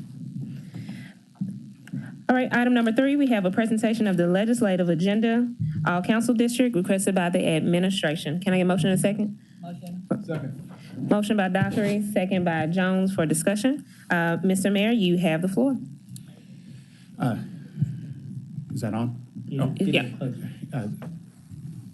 Thank you very much, Chair.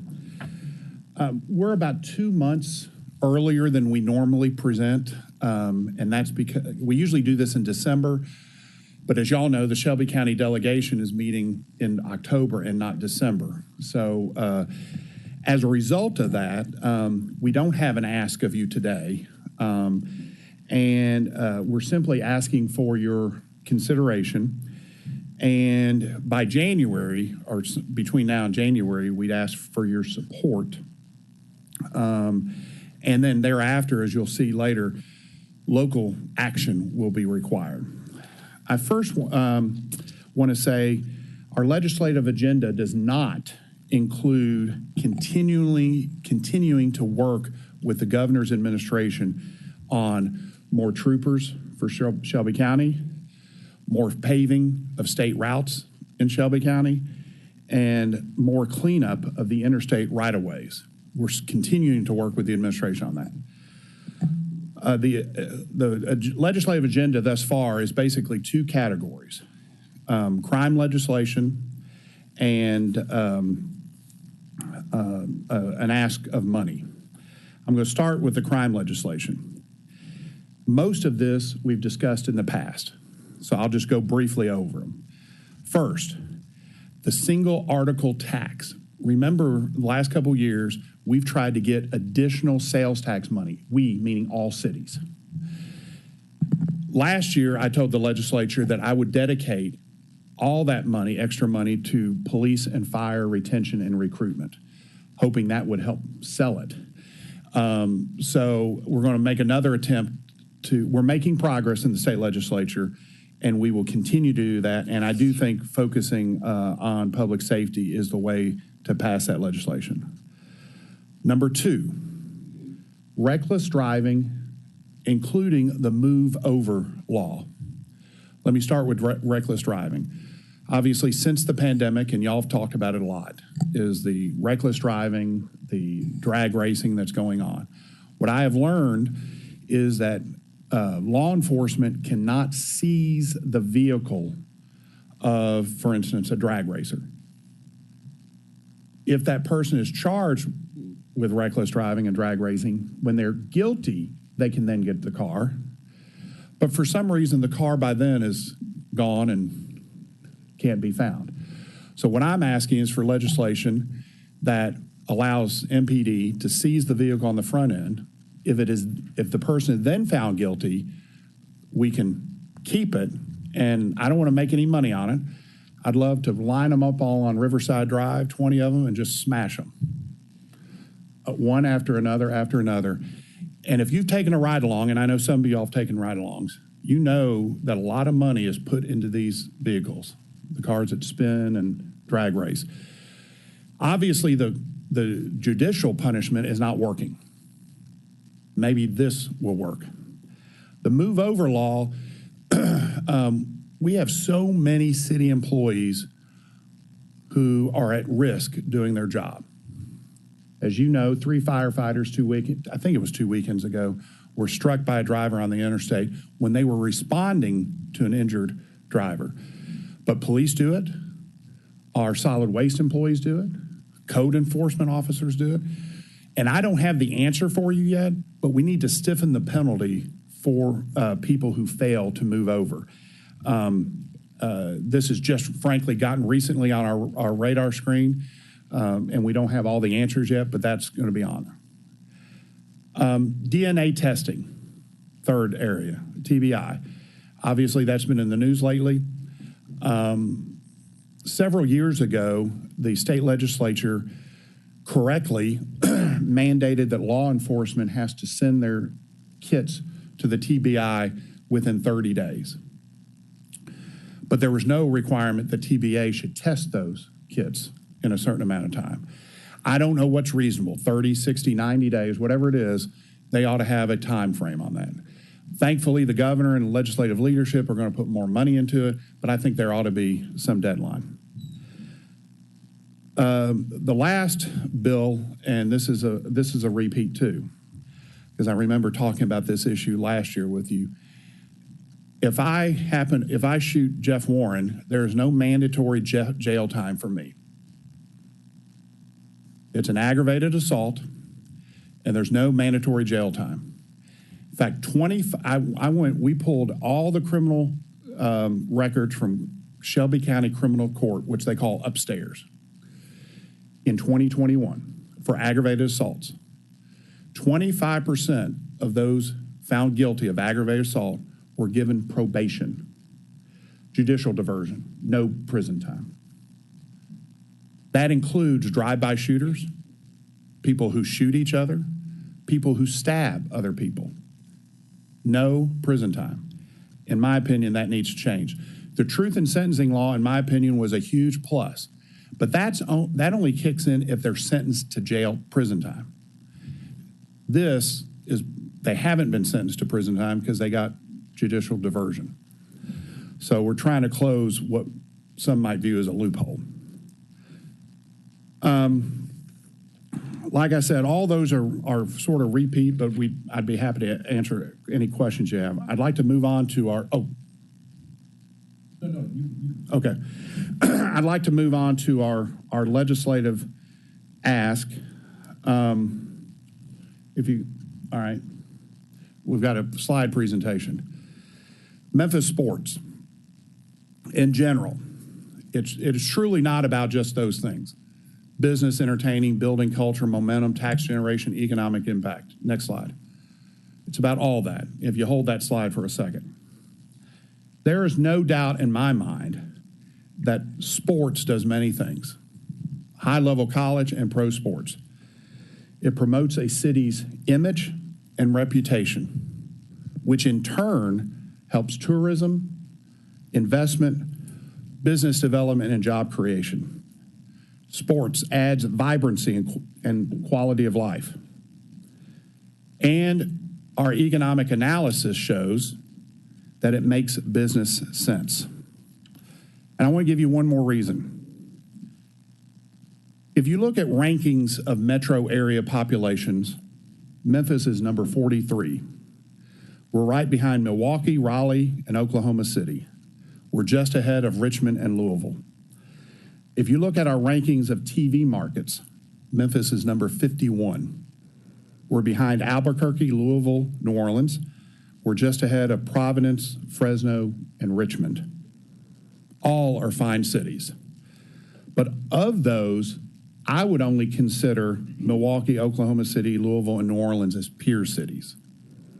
One of the reasons I think we're peer cities with them and not peer cities with Richmond, Providence, Fresno, and Richmond is major professional and college sports. Major professional and college sports helps a city be considered a major city. It puts us in another league. Next slide. We believe we need to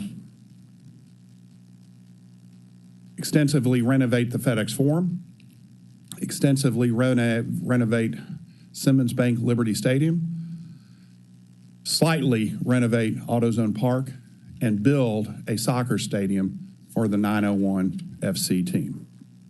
Next slide. Our economic analysis shows, and let me stop there. It was done by a firm called Younger and Associates. They're based here in Memphis. It's the same group who did the economic analysis for the Titans when they got their deal in Nashville. They're highly respected and good at what they do. They show that over a 15-year period of time, if we can get these done, it will have a $21.1 billion impact in Memphis and Tennessee. Next slide. That's just some detail on that.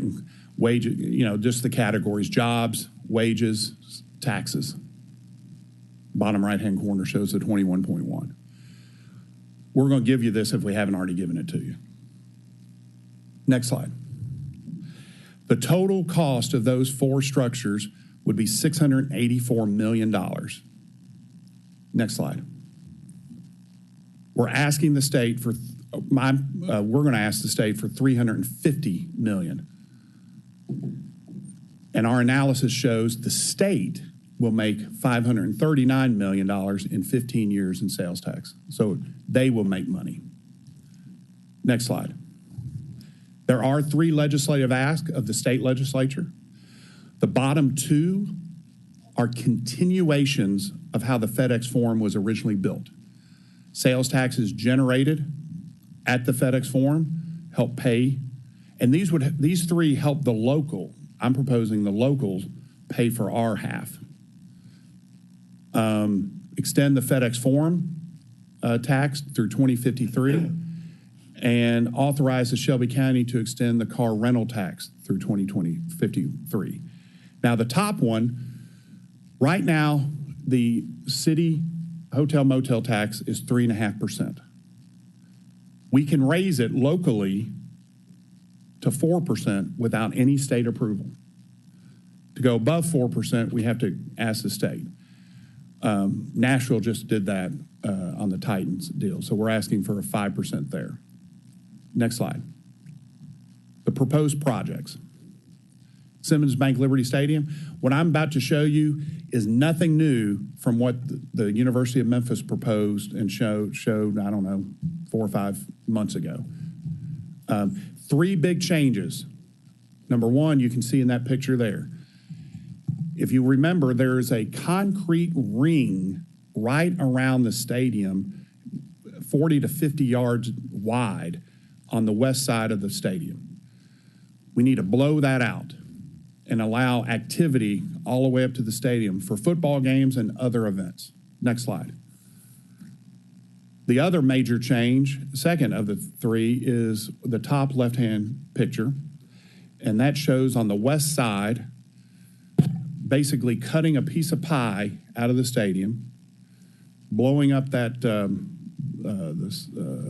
press box and the sky boxes that are up there, improving the seats, nicer seats, nicer amenities up there, nicer clubhouse, and lower, which most modern stadiums have done.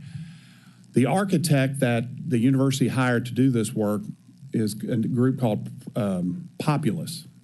They're based in Kansas City.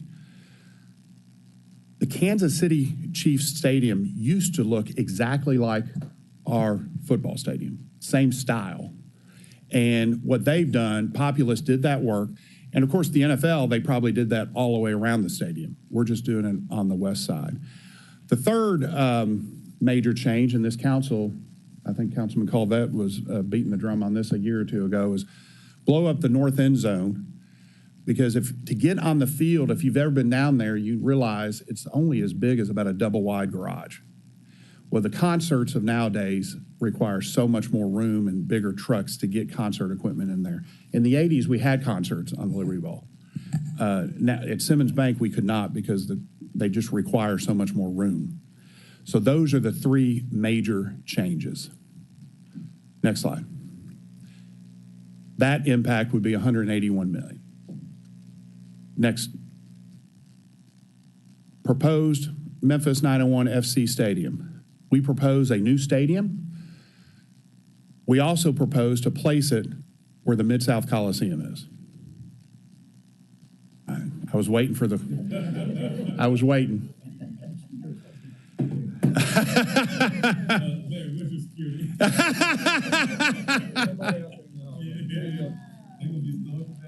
All right.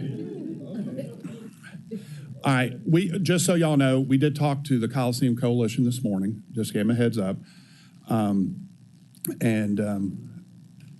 nothing's happening in the next month or so, and nothing would happen without your vote. That's just what we're proposing. We think it's a perfect site with the renovated Simmons Bank Stadium and the youth sports complex right there, and the private development that's going to go on. But as you can see, this isn't the best picture, but we are trying to incorporate the Coliseum itself into this design. On this side, you'll see these structures on the bottom. Those are currently there for the Coliseum. We want the design to sort of incorporate the Coliseum, but obviously most of it would come down. Soccer is a new dynamic enterprise They average 5,000 or 6,000 fans every game. Soccer fans are intense. As you know, Nashville just built a new stadium. St. Louis has just built a new stadium. At Louisville, which is in our league, has built a new stadium. And Major League Baseball, which operates AAA and sets their rules, will no longer tolerate soccer and baseball on the same field. I don't know if y'all went to any soccer matches or baseball games this summer. You can tell just by looking at the field that it's taking a beating going from soccer to baseball. So that's our proposal there. Next slide. It'd be a relatively small stadium, 8,000 to 10,000 seats. Next. We think the economic analysis shows an $86 million impact. Next. AutoZone Park. There's not a lot that has to be done on there, and as y'all know, in our partnership on Accelerate Memphis, money was set aside. They're getting a new scoreboard this winter and a new field, but there's other things. AAA baseball has become just like NFL and NBA. There are standards by which we have to meet, and we have to meet those. So this is the smallest of the ask. Next slide. Next slide. $119 million impact. Next slide. FedEx Forum. If you walk in, I understand it looks good, but in the NBA world, it doesn't meet the standards now. The Grizzlies are contractually obligated to stay in Memphis till 2029.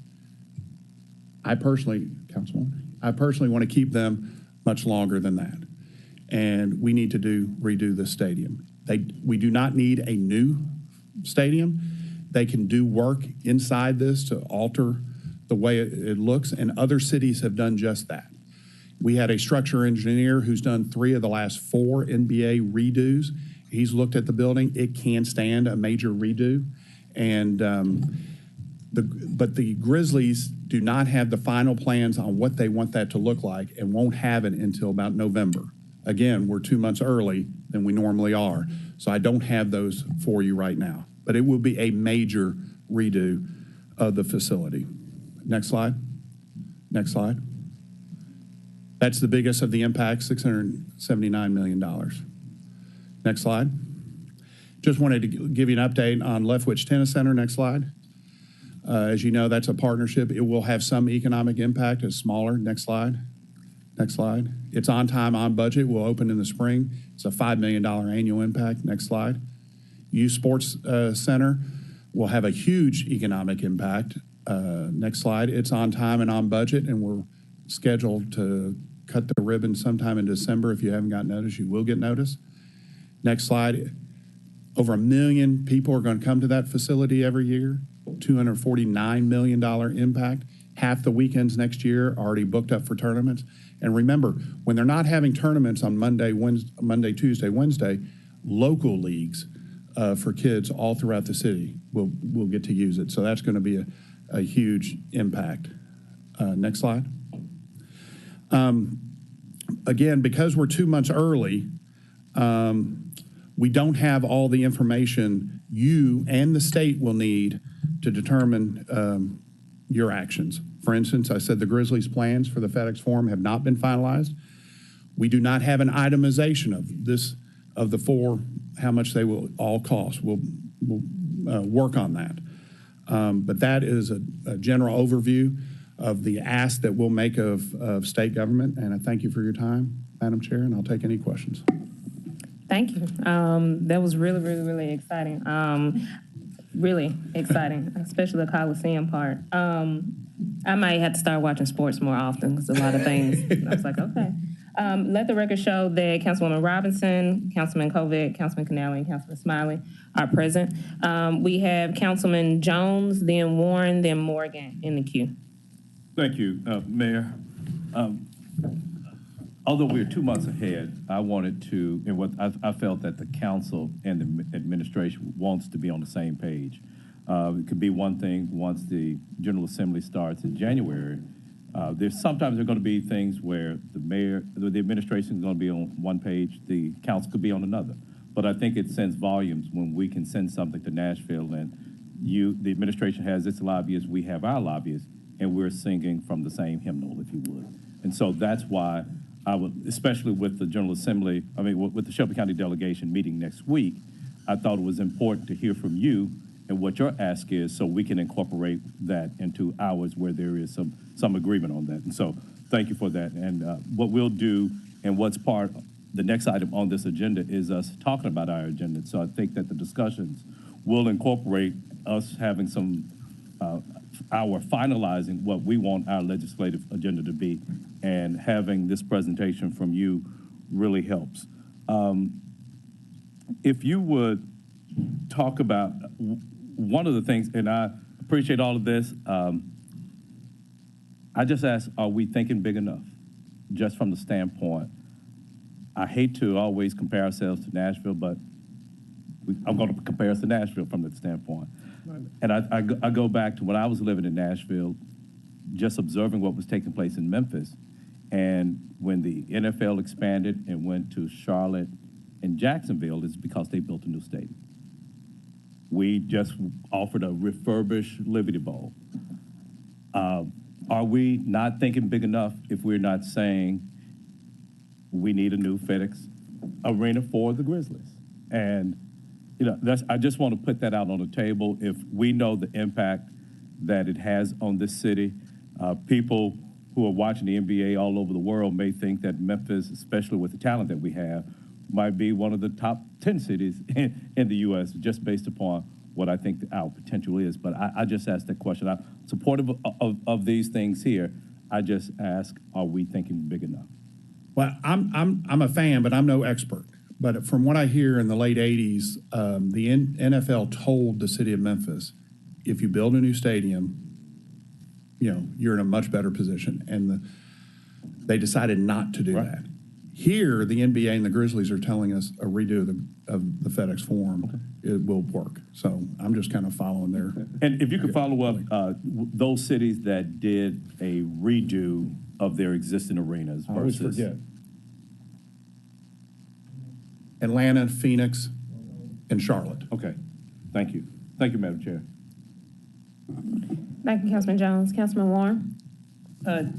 One quick question is, do we have any plans on selling naming rights for the Youth Support Center and also for the soccer stadium? And is that in the works? We are actively seeking to do it at the Youth Sports Center.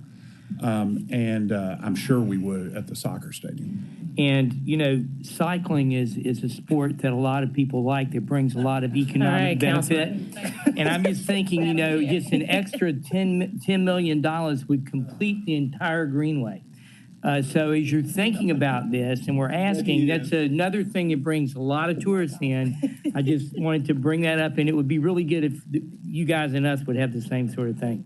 Well, on that, we made a big push last year with the Wolf River Conservancy to get that last $10 million from the state, and we are continuing to work with them. Okay, good. We suspect there are federal funds that have gone to the state that would qualify for that are already existing. So maybe if we both asked for those federal funds. We're working on it, yes. Okay, I'm thinking it would make our chances better, guys. Absolutely. Thank you very much. Amen. Yeah. Jeff is going to head that team. Councilman Morgan and then Councilwoman Johnson. Thank you, Madam Chair. Going back to the beginning, the single article sales tax, if we're successful in lobbying for that, how much revenue do we project? Up to $13 to $14 million. Okay. That's if we get both 100%. We think it's more likely they'll phase it in like they phased out the hall income tax. So it would be up to that amount. Okay. And then the DNA testing as well. I know you kind of mentioned that we're not sure what that standard should be in terms of the timeline, but I almost think we have to have a certain standard asked for that. And then what happens if the state doesn't listen or the response isn't adequate enough? Are we going to be prepared to do it ourselves and take over that responsibility from them if they're not able to serve the needs of Memphians and the victims? The city's not prepared now because it would cost a lot of money to build such a facility and operate it. And in fact, I have no idea how much it costs. We have checked with the local labs here. They either are at capacity and they're as far back behind as the TBI, or they don't want to do it. Okay, no, I agree. I think we'd have to build it out and there'd be a cost to it. But whether or not we were prepared to do that, or if our only hope is to continue lobbying the state to get it right. I think that's a quicker way to do it, because they've already said they put the money in. Okay. And then I don't have all the numbers, and it sounded like we didn't either for the second half of that on the sports. $350 million ask from the state. We don't know what the total would be in terms of the cost, but what will we close the gap with? What would be the major source of income or revenue to? The total cost is up there. If you could go near the beginning. It's total cost we estimate is $684. Okay. Go next slide. Next slide. This is how we come up with the local match. Okay, so the extra percent on the hotel motel. Extra 1.5%. 1.5%. Okay. Do we have an estimate on how much revenue that would bring? We do. I do not have it on me. Okay, because off the top of my head, I can't recall what the 3.5% raises either. Okay. All right, a few other questions, but that'll be for another time. Thank you, Madam Chair. Thank you, Councilman Morgan. Councilwoman Johnson. Oh, thank you. Thank you, Mayor, for the presentation. I'm a piggyback on the last person. Help me understand, why would you only ask for $350 if you need $600? Because the state always wants local buy-in, and usually it's 50-50. Okay. Like with the Nashville, the $500 million was, I think, 1/4 of the total. Okay. Just curious Yes, how ma'am. that works. Thank you. Thank you, Chair. Any other colleagues on this item? Again, thank you, Mayor, for coming and doing that. And I echo the same sentiments of Councilman Jones. We definitely want to align our acts so that we're sending the same message. So thank you for bringing you all's legislative agenda. Thank you very much. Oops, sorry. Agenda item number 4, discussion of our 2023 legislative agenda, all council districts requested by Chairman Jones. Can I get a motion second for discussion? Motion by Smiley, second by Dockery. Councilman Jones, the floor is yours. Well, I don't. Well, for our downstairs discussion, colleagues, I'll have a document there. So what I don't have before us now, everybody turned in what their legislative priorities are, and as we discussed at the last meeting, we want to narrow it down to perhaps 5 of those things. So hearing what the mayor just presented, between now and downstairs, I would hope that we can maybe have a draft, if you would, of those items. So one of the things I think that is common amongst us, amongst the council members and administration, is going to be the DNA testing. So I would like for us to include that. And then hearing this new sports proposal, I would like for us to include that. And so what I'll have before us is the suggestions that came before us that the council members offered up as part of our legislative agenda, and hope that we can finalize those 5. And it's important that we do so today, because next Tuesday, that's when Councilman Smiler will be presenting to the Shelby County delegation what our legislative agenda, and we want to sort of have things narrowed down by that particular time. So for clarification, you want us to finalize these 5 during committee, or how would you like that to be done? Well, Mr. Backus, can you, and we can push this down to executive, but if you can have for us what those items were. I think that you had emailed me something that talked about what the council members had submitted. And so if we can agree, well, I would move that, without having it, I would move that we have identified 5. It's still up for discussion what those 5 will be, but we'll narrow it down to what 5 our legislative items would be in developing what our agenda would be.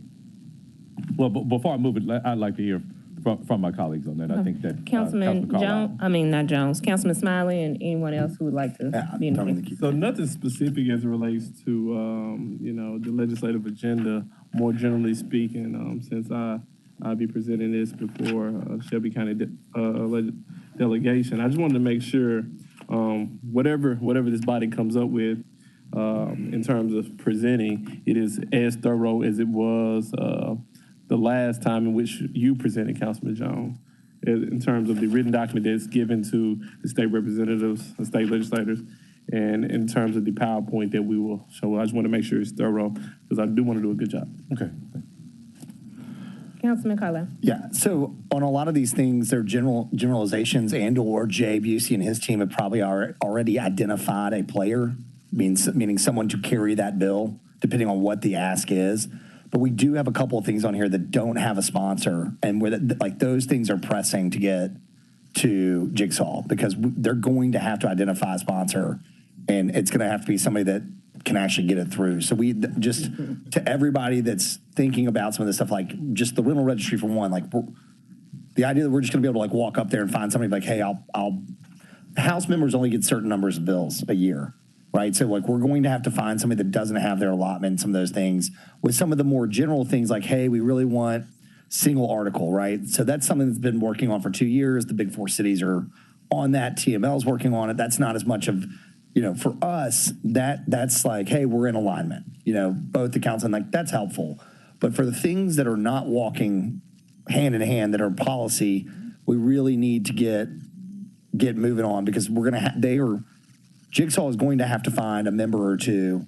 And no reason that members of the Shelby County delegation can't be a piece of that, but like, let's be honest, right? I mean, we're going to have to find bipartisan support for some of this stuff, and that may take them a little bit of time and a few of us making phone calls to try and find people willing to carry specific legislation. The good news is something like civil forfeiture is something I think Canale and others have talked about, and I'm hoping, is there somebody that we've talked to without naming that is open to that? Yes? Okay. Right, so that's easy for us, right? Like, hey, we support that, and they've got somebody to carry the bill. So I just want to say all of that so that we're thinking about the things that we may not have support or in lockstep with the administration. We're going to have to find actual bill sponsors to do it. So just keep that in mind. And yes, I'm in full support at the lower end of the list for bike trails. Jeff. I just want to say that I thank you for that, Councilman, and I'm glad to see that you are moving in the right direction. I need to be moving a lot more. COVID's been tough on me. I'm going to stop by your house with a bike and we can go for a ride. Yes, sir. I don't think you want that. Councilman Warren, you next in the queue. What was that? What you wanted to say? Thank you. Well, besides, obviously, I do think that this is an economic thing. What I wanted to talk about was we need to begin the process to make the fines that are capable of being administered by cities more than $50. That dates back to the start of our Constitution when $50 was the equivalent of probably $3,000. So that's a process. I think if administration is interested in that, I think it would be interesting if we could get other cities and small towns across the state in some sort of coalition. But like to that point, so, I'm calling back that, like TMLs, TML's discussed that. Like there is at the last tasker meeting, like there is some interest in doing that. But that's where, again, we've got to go, and I'm really more looking at the chairman. At some point, we're going to have to drive a posse of us up to the hill and go sit down with Jigsaw and go start saying, hey, I have to give the administration a lot of credit. Their success, from what I've heard personally and from what they've told me that has reconciled, is that going up and saying hi goes a long way. If you go up every time just to ask for something, it's not always the best response. So at some point, we're going to have to go up there and start shaking some trees and saying hi to people. But there is, again, and if TML's got those people, or TML gets behind it, it just makes some of those things are made a little bit easier to get done. And so we just, again, it gets back to, and again, I've said this to Jones now like 4 times. That's why getting our act together is going to be helpful, because it at least gives us a direction to march in, whether it's this legislative session or the next, but we have to start it at some point. Thank you, Councilman McMahon. Have the floor back. Good. Yeah. The other thing I think that we wanted to at least think about, and I don't know how to do this, is, and I think you may be right, we go up and we talk, but we need to get some of our rural Republican colleagues in the legislature to realize that we have a different problem with firearms in our cities than they do in the countryside, and brainstorm with them in some way that we can get the number of guns off the streets in Memphis and help get our murder rate down. And I know that it's going to be a hard sell up there, but I think we need to start working on it and see if we can get somewhere with it over the next 2 or 3 years. But I'm hoping that that could be part of what we try to get Jigsaw to help with. Thank you, Madam Chair. Chairman Jones, any follow-up? No, thank you. All right, and so what is your ask of us to do to finalize these 5 for the legislative agenda? Well, to think about what's been presented, and in executive, we'll have what the input was from council members, but what we also have before us now is what the administration's priorities are. And if you look, that they have 5 different items, and I would think that ours don't necessarily have to mirror it, but we want to have 5 because I think that's a workable number for our lobbyists and other advocates to focus on. So we'll take up that in executive. Thank you, Chairman Jones. Any other colleagues on this item? Any other business before this committee? All right, this meeting is adjourned. Whoa.